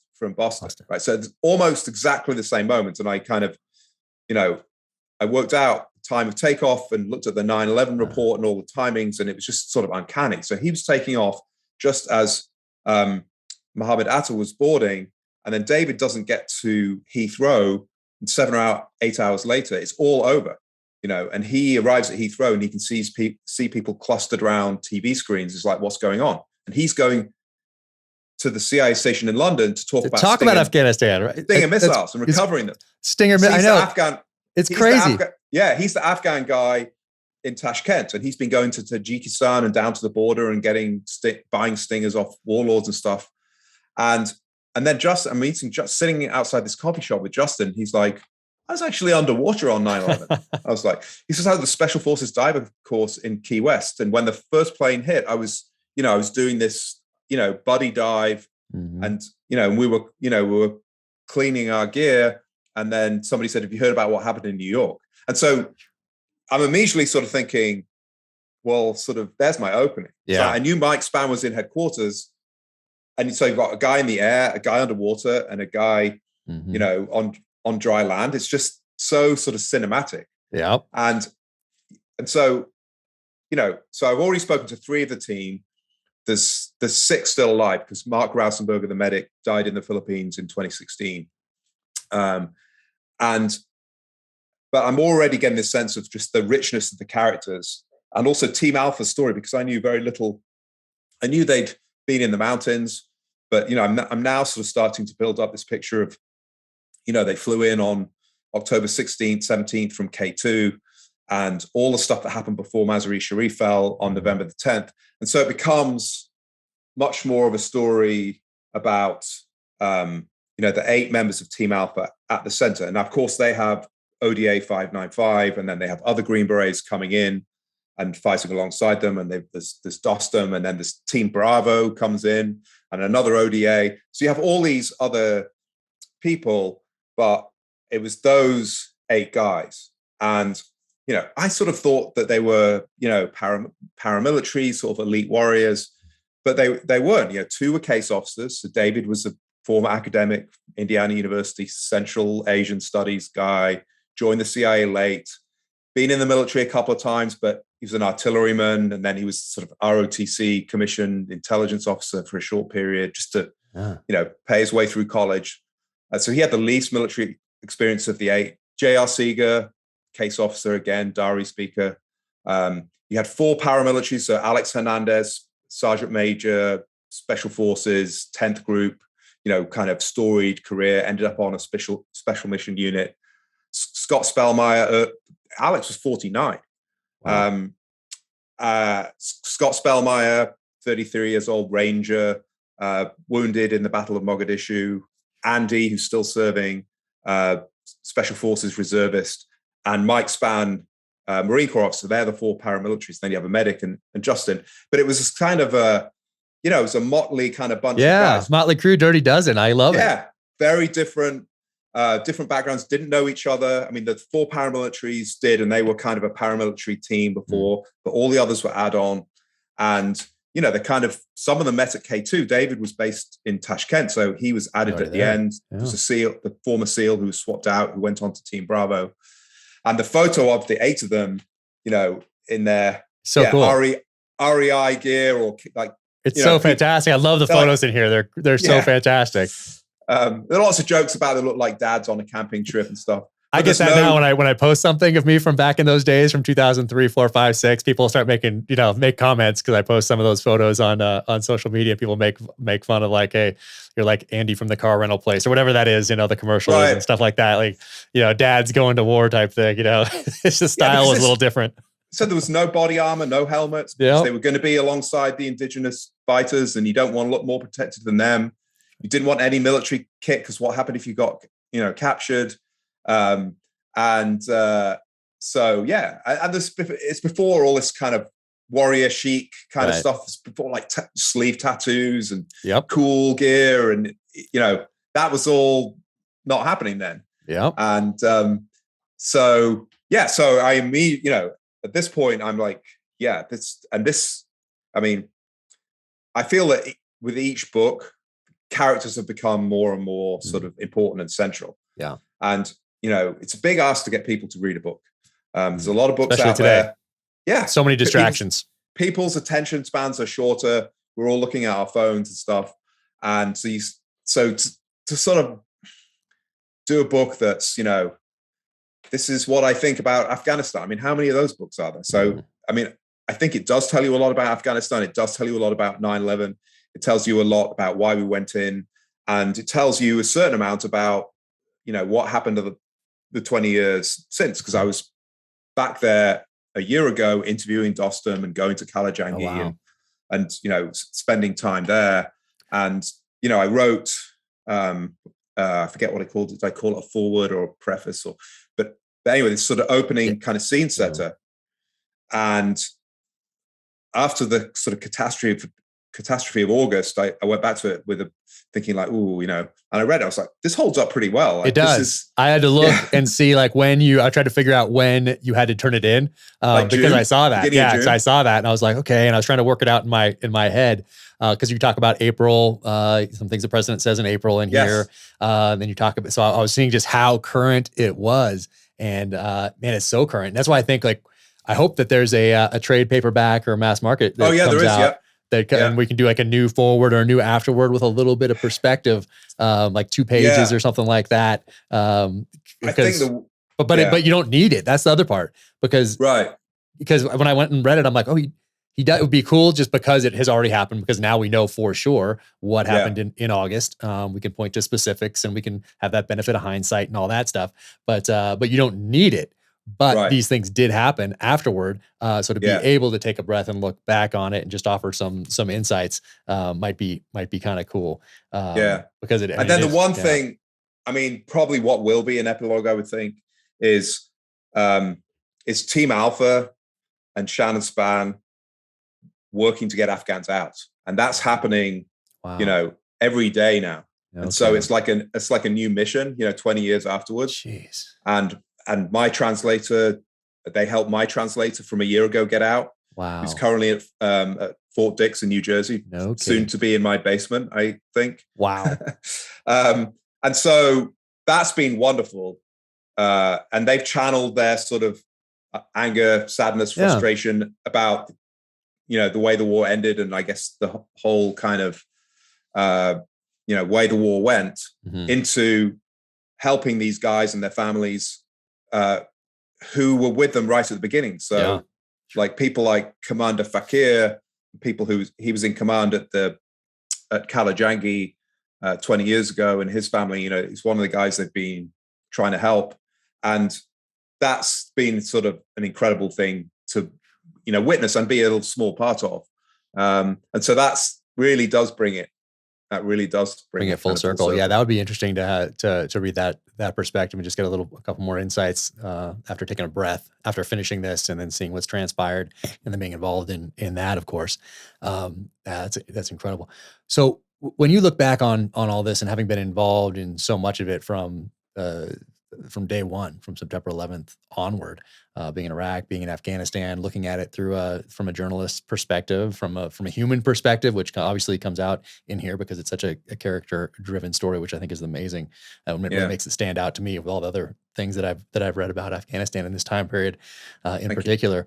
But when you look back on it now and you see November of 2001, you see December of 2001, are there things you think, some missteps there, maybe the focus on Afghanistan, on Iraq in December, when President Bush is getting briefed by Tommy Franks about the plausibility of being able to run a war on two fronts, right as we're losing Osama bin Laden into Pakistan, when we have guys on the ground that you talk about in this book here that are requesting more troops, and questioning kind of the loyalties of some of the forces that we're working with on the ground, and is that working, is that not? Hey, we have these forces, General Mattis and all these.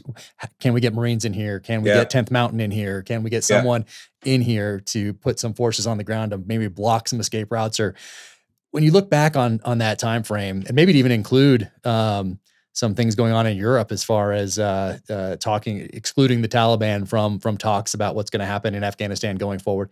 Do you think there's some missteps between November and December 2001, maybe into the spring of 2002, let's say, where we could have done some things differently that would have changed the next 20 years and changed what we saw in August of 2021? Yeah, I think undoubtedly. And I listened with great interest to your podcast with Peter Bergen, and you touched on many of these things, and that was really useful and instructive, and one of those podcasts where I wanted to take a few notes. Oh, thank you. Indeed, I did. Oh, thank you.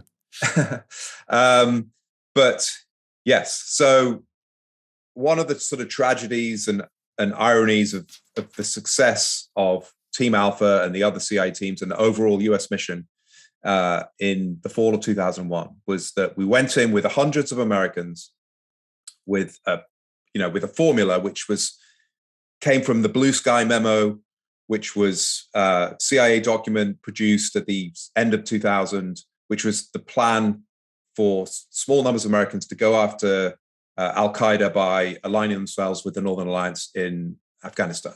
And this was before 9/11, but after the USS Cole, after the embassy bombings, after the Millennium Plot. And so Counterterrorism Center, CIA, they've been jumping up and down for at least a couple of years saying they're coming here. It's going to happen. It's going to happen. So the CIA wanted to go and do it. The Clinton administration, as you covered with Peter, didn't want to do it. The Bush administration wasn't interested, wasn't kind of read in, didn't think it was important. But, on 9/11, Pentagon didn't have a plan, but the CIA did. And, plans maybe, over-egging it. It was but it was a formula, a concept. Mm-hmm. But it worked. So hundreds of Americans working by, with, and through, the classic, special forces phrase, this had its roots sort of in SOE and the OSS, the forerunner, OSS being the forerunner of special forces and the CIA, of, small numbers of Americans working behind enemy lines, deep into dangerous territory with indigenous allies as advisors, but they're doing the fighting. And we're not the invaders. The invaders are the Arabs of Al-Qaeda. And of course, there's the awesome might of US air power above, which changes the military equation. But putting those things together, it worked in 2001. It worked much more quickly than anyone expected. And so I think that, that led to, I don't know what word you want to use, hubris, over optimism, arrogance, whatever. But I think all that fed into a sense that regime change is easy. So let's go do Iraq, Also, we've won, so we don't need, the Taliban, their history, they're over. And so, Hamid Karzai, and this is in the book, was proposing that, some elements of the Taliban, per Afghan tradition, are brought to the table and incorporated in the new regime. Now, a small number, but that's the way to neutralize them. But instead, Rumsfeld is no, and the Bush administration is with us or against us. You're either a terrorist or you're a friend, and the Taliban's not a friend. So they lost. We're not dealing with them. And, again, there's this sort of sense of, they're not at the Bonn agreement, which I think was December the 5th. And so all these things are happening at the same time. So like Mike Spann's killed on November 25th, his funeral's on December the 10th, bin Laden escapes from Tora Bora on December the 12th. The Bonn agreement is December the 5th. It's all happening in this. And as you say, and as you discussed with Peter, Tommy Franks has been told to brief Rumsfeld and the president on Iraq. And so, without oversimplifying things too much, you look at that period, the end of November and the beginning of December 2001, and that's where it starts to go wrong. That's where it starts to shift. And then you've got, big, USA Inc., the Pentagon, conventional forces coming in, bases, supply chains, and then we're the occupiers and we're fixed in place. And then, even though Afghanistan is arguably not a country, it's a collection of ethnicities and tribes, there is a sort of a nationalism, back to South Ammar. No one likes to see foreign troops in bases on their soil. And, we decide, again, I would cover the Bush administration, and this idea that democracy and the American way is just the natural state of all human societies, right. And so it's like, okay, so we've got rid of the Taliban. Let's shoot for the moon. Let's build a new Afghanistan, a centralized, modern democratic state, with Hamid Karzai, who's in exile and speaks English and looks great to us, but doesn't really have very deep connections in Afghanistan. And then also we'll marginalize the warlords, the so-called warlords, and like Dostum, who was, certainly a guy with blood on his hands, but he was the guy who fought with Team Alpha, who captured Mazar-e Sharif, who fought the Taliban, and he was the guy, Team Alpha and the Green Berets who fought with him love that guy still, because he was the guy who stepped up. And sure, it was his own interest, but they absolutely coincided with American interests. But the US government didn't want to deal with him beforehand, before 9/11. And from December 2001, they wanted nothing to do with him. He's never visited this country since. He's persona non grata. The State Department, wants nothing to do with him. But for all his faults and flaws and, the blood he has on his hands, has every Afghan who's ever, held sort of power in that country. He's the leader of the Uzbeks, which is a significant minority in the north that's secular and pro-Western. And, you would think that with 50 states and a federal system, we would be looking towards some kind of devolution rather than centralization. But instead, we tried to push it all on Kabul and marginalize people like Dostum. I mean, Uzbeks have got nothing in common with Hamid Karzai and Pashtuns. Now, I don't want to suggest that any of this is easy. Yeah. And of course, it's all very well to say we could have had the Taliban in peace talks in 2001. I mean, Dostum wouldn't be very happy with that. The Tajiks wouldn't be very happy with that. So none of this stuff was simple at any point. I don't want to be sitting around in Northern Virginia in 2021 saying, "Oh, if only I'd been in charge, then it would all have been fine."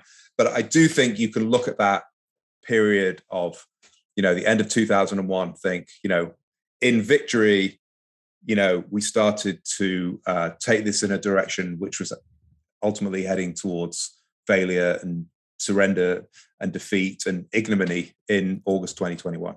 Yeah, Karl von Clausewitz would have called it the culminating point of victory, meaning that anything you do after that point, it negates your gains. And December 2001 was that culminating point of victory. And then we let that slip through. And for me, and I think a lot of tactical level operators of my generation, we could look at what we did on the ground and say, hey, if we had screwed up on the ground tactically, we were certainly been held accountable. We hold ourselves accountable, and want to learn from those mistakes and pass them on to the next generation and the next team coming in so that they wouldn't have to learn those same mistakes in blood. But the point is we would be held accountable by our troops, by our leadership, by ourselves. And then you see people at these strategic levels, whether in uniform and out of uniform, that are making huge strategic blunders that are never held accountable. So there's that delta, there's that difference between messing up at a tactical level and being held accountable, and messing up at a strategic level and not being held accountable at all, ever. And I think that's where the journalism piece comes in. That's why it's so important to that we have this freedom of the press, and we can have these journalists out there that are holding these senior level leaders accountable, because it doesn't look like anyone else is.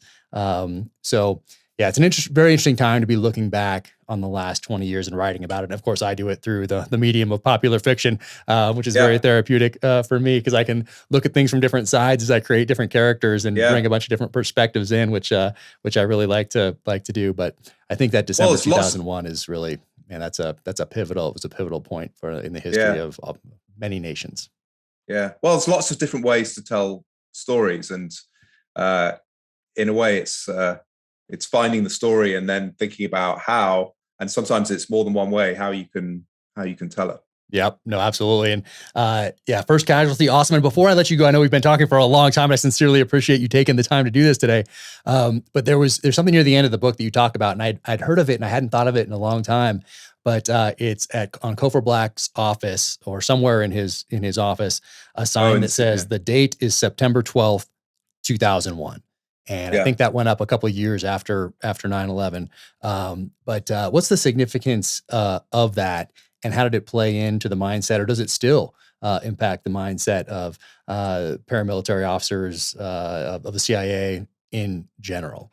The date is September 12th, 2001. Every day. I should check whether that sign is still there. I'm going into CIA next month, actually in January, to talk about the book in the bubble, the sort of auditorium there. And I wonder if that sign is still there. But I'm sure the mentality is there. So Cofer Black, is this great character, so Africa Division, an Africa Division guy, who I think worked out what would work with Bush.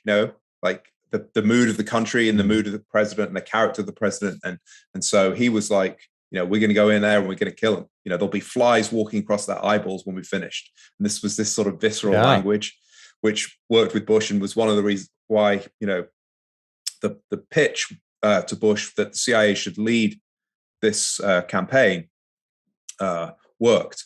And, so Cofer Black lives near here in Great Falls, and, I've got to know him pretty well. And, he's an imposing figure. He's got this kind of great turn of phrase, this sort of theatricality about him, and often a key part of leadership, and certainly in this period on 9/11, is theater. Is performance, and I think he was very inspiring. On the day he was Tenet saying everybody should be evacuated.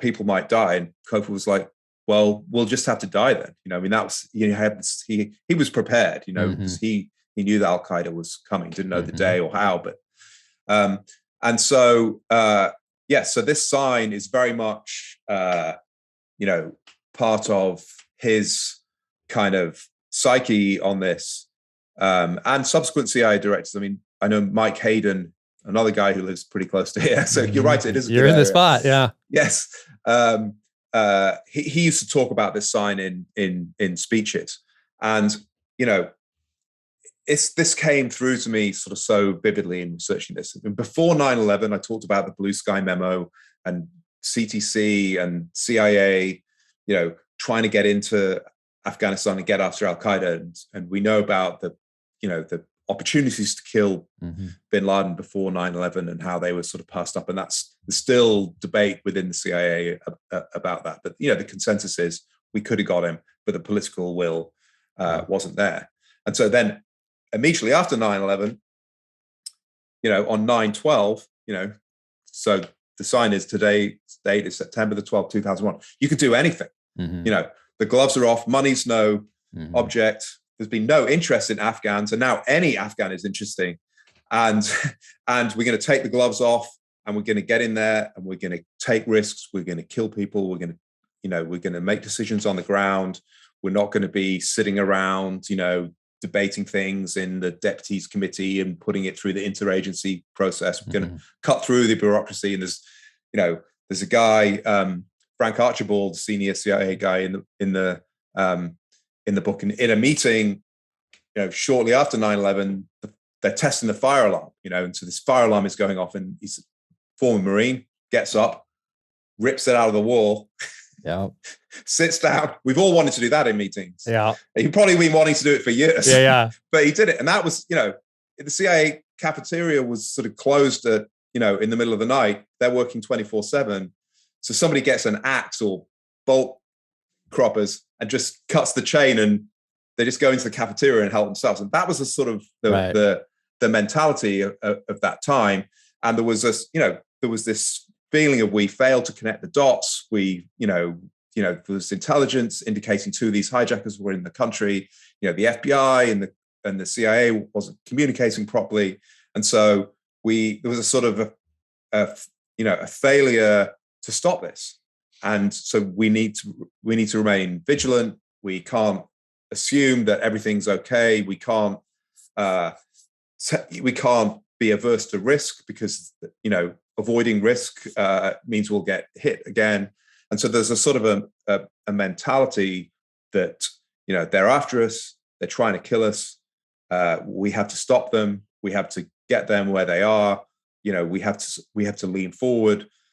That was the atmosphere on September the 12th. Also, I mean, I guess slightly separate from that, but part of the backdrop is the country was united. Yeah. I mean, one member of Congress, Barbara Lee, representative from California, voted against authorizing military force. The UN was behind us. NATO was behind us. Bush's popularity rating was 90% in October 2001. So the whole country, it seems incredible now, is pointing in the same direction. I remember thinking at the time, there's no way this is going to last. But it was still kind of nice for a while. Yeah. And so, there was a lot that was great about the mentality of post 9/11. And sure, there's vengeance involved and all that. And maybe some of that just means sometimes a cooler head, maybe should have prevailed. And certainly in the intelligence agencies and in the US government, that September the 12th mentality of kind of never again is something that I still think is in the special operations and special forces communities, CIA, and doubtless, other government departments, if you're of a certain age, I mean, I remember 9/11 vividly. I will never forget it. It changed my life. It put me on a course to becoming American. I became an American in 2009. And, of course, we now have a generation of people, in their, 20s, 30s, who have no idea. Right. 9, what? Oh, why? I saw some news reporting. I was thinking, does the reporter know about 9/11? Do they know that that's why we went in? Yeah. And so, so I think that sign, if it's not still there, it should be, and I think it may still be there. And certainly, I think it's etched into the sort of minds of many people, in government. And we haven't had an attack on the homeland for the last 20 years. So, there's many reasons to be depressed about Afghanistan and everything that's happened, and Iraq and all the rest of it. But I mean, a lot of stuff has been stopped, and obviously we don't, you get blamed for what gets through, and your successes are often unacknowledged. But I think the fact we haven't had an attack on the homeland for 20 years is part of that sort of 9/12 mentality. So yeah, I'm glad you picked up on that, because I think it's an important kind of observation about this period. Yeah, no, I'd be curious to know if it was still there. That's the first thing I thought when I read it. I was wondered if it was still there. And as we wrap up at the end of the book, you also talk about some foundations that help kind of more of the shadowy side of paramilitary operations, of intelligence operations, that sort of a thing. Of course, there's huge foundations for Green Berets and Navy SEALs and all these other things. But there are guys out there who leave families behind with kids that need to go to college and all the rest of it. And you talk about a couple of those foundations. You also talk about a friend of mine who was killed in 2020 near the end of last year. You mentioned him not by name, but at the end of the book here. But what are some of those foundations that people can check out? How do they get in touch with them? So there's the CIA Memorial Officers Foundation, which was set up after 9/11, after Mike Spann. And, Mike Spann was the seventh, represented by the 79th star on the CIA Memorial Wall. There are now 137 at last count. And so that foundation paid, I know, for Mike's daughter, Allison, to go to college, and to help many other children of the fallen who've been disproportionately CIA paramilitaries, understandably. And then the other one is Third Option Foundation, which, so Scott Spellmeyer from Team Alpha, who became a very senior CIA officer and was Kabul station chief and retired fairly recently, he's on the board. And I went to one of their events in the Freedom Tower in New York a couple of months ago, which was incredible. And the current head of the Special Activities Center, who was a guy called Brian, who was a Marine who served alongside Mike Spann, he was there. Guy who was head of Ground Branch was there, and lots of formers, guys from Team Alpha, and other CIA officers, and they specifically focus on the Special Activities Center now and CIA paramilitaries, their families, the families of the fallen, but also guys who are still in. So if they're doing these back-to-back deployments, and I don't know, maybe they need a vacation, or somebody to help out with kids while the parents go off and take a break. And so they're very much sort of focused on that, because people's minds need to be sort of in the game. Mental health is very correctly, and I did a documentary a few years ago about PTSD and suicide in the UK. Many of the guys from Dead Men Risen, so mental health is very much sort of on the agenda, and looking after people, keeping in the fight. So Third Option Foundation does a lot of work with that, and it's a fantastic organization. And it was set up because these guys, mostly guys, are in the shadows. We don't know their names. We're not allowed to. And so it was very moving to hear them talk about sort of their mission statement, and also on the site of the World Trade Center. Wow, the place where this began. And there was it was a current senior paramilitary who talked about we're the people who bore a grudge. When we still bear that grudge, and we've kept our boots on the neck of the enemy, for the past 20 years, and we're not going to let it go. And so, it sent like shivers down my spine. We're here, talking about Mike Spann on the site of the World Trade Center and where this all began. And even though we're out of Afghanistan for the time being, anyway, these CIA officers and the rest of the intelligence and special forces, special operations community are still out there. There's still stuff happening all over the world. We can't just declare an end to the war and just come home and forget about it, because they came here before, and they'll be trying to come here again. And so, I couldn't recommend those two charities enough if you want to do something for these people. Yeah, no, for a lot of people, it's still December 12th, 2001. So yeah. Man, thank you so much for taking the time to do this and for writing this book. Actually, for writing all these books. So I hope everybody goes out and gets all these and tracks down Bandit Country. I hope they do a reprint of this at some point. But yeah, definitely check out all these. And this is the latest, of course, First Casualty. And for somebody, I learned so much from this book. And I thought I was fairly, well informed about what was going on during this time frame. So thank you so much for writing it and doing such a good job with it, making it such a character-driven piece. And it's going to inspire, I think, also a lot of people who put those phones away for a second. All these distractions. Take a breath. That's why I think books are so important, because there are so many distractions out there. You can put those down, you sit down, you really get to understand more about the nature of the conflict in which we're maybe engaged in the future based on this foundation, learning from the past. So important. We're just losing that as a society because there's so many distractions out there. So I encourage everybody to go out there, get First Casualty, gift it to people in junior high school, college, entering the military, people that are wondering, want to serve their country, don't know really which direction to take, and journalists as well, because you do such a great job and such a good example of how to do it right. So thank you so much for doing this, and thank you for taking the time. And hopefully we can meet up in person, maybe at that Panera Bread out there in Virginia. That's right. Yeah. Well, where are you these days? You said you just moved. I'm in Park City, Utah. We're just moving to another house in Park City, Utah. Okay. Out here in the mountains. We have friends in common in Park City. So come on out.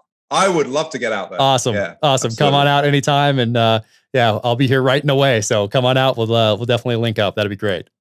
All right. Thanks so much. Awesome. Jack. Thanks so much. Take care. Take care.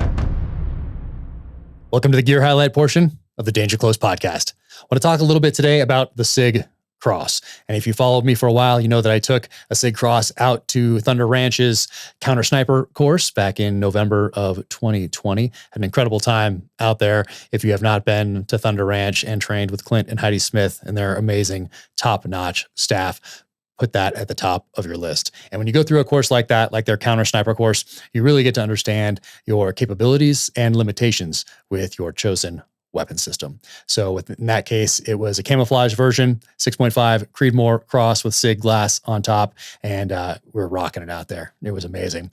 This SIG cross is from the SIG Hunter Games, not Hunger Games, Hunter Games, that took place in June of this last year, June of 2021. So we were in 3-person teams out there. I was with Bullet Valentina, UFC champion. Awesome. I got so lucky with my team. We got second place. Not too shabby. And everybody had the same rifle. So we all had this exact SIG cross made for the Hunter Games. And we used the BDX system as well. So the BDX system is one that you get to, it's a Bluetooth that links binos with your scope, and it does the ranging. It's amazing. It worked flawlessly out there in Wyoming where we did the SIG Hunter Game. So it was very cool. These are the binos that link right here to your scope. You range, boom, dot moves in there, and it was fantastic. Such a great experience out there. So that is a very cool system, and like I said, it worked flawlessly out there. So that's the SIG Cross. Awesome. So SIG, thank you guys so much. Hope we do that again. That was fun. I got second place. Our team got second place. So now we have our eye on that first place position. So very cool. Worked great. What else do we have going on here? So Scott, thank you so much. This is a blade. It's called the SIVIVI. And I was not familiar with this before, but what a classy looking blade right there. That is awesome. So thank you so much for gifting me that last night. I sincerely appreciate it. Very, very thoughtful. So thank you. And Alpine Distilling. So Alpine Distilling here in Park City, Utah. This one, private stock, straight bourbon whiskey, and selected by, I'm not sure if you can see that, but it says selected by the Devil's Hand. Awesome. Very cool. So thank you guys so much. Can't wait to crack this. I might save it until I'm done with the next book, In the Blood, and celebrate by cracking this open. So appreciate that. Thank you for tuning into the Danger Close podcast, an Ironclad original presented by 6 Hour. For more about Toby Harnden, go to tobyharnden.com. That's TOBYHARNDEN.com. You can link to his social channels from there. And be sure to pick up his books, Bandit Country, Dead Men Risen, and his latest, First Casualty. He does an incredible job with all of these. I'm going to go try to find Bandit Country in hardcover and in trade paperback format, which is just a little bigger than the mass market paperback. But definitely pick up these books. First Casualty, it is out there right now. He does an incredible job telling these stories. If you like what you heard, please be sure to leave a 5-star rating and review wherever you get your podcast, and subscribe, as that certainly helps as well. Go to officialjackcarr.com and link to my social channels from there at Jack Carr USA on those social channels. And you can go to jackcarrusa.com for the merch. My next novel is available for pre-order right now, In the Blood, coming in May of 2022. So get out there and pre-order that. All right. That is everything for now. Thank you so much for tuning in. Sincerely appreciate it. Take care out there. Be safe. Stay strong. Keep fighting.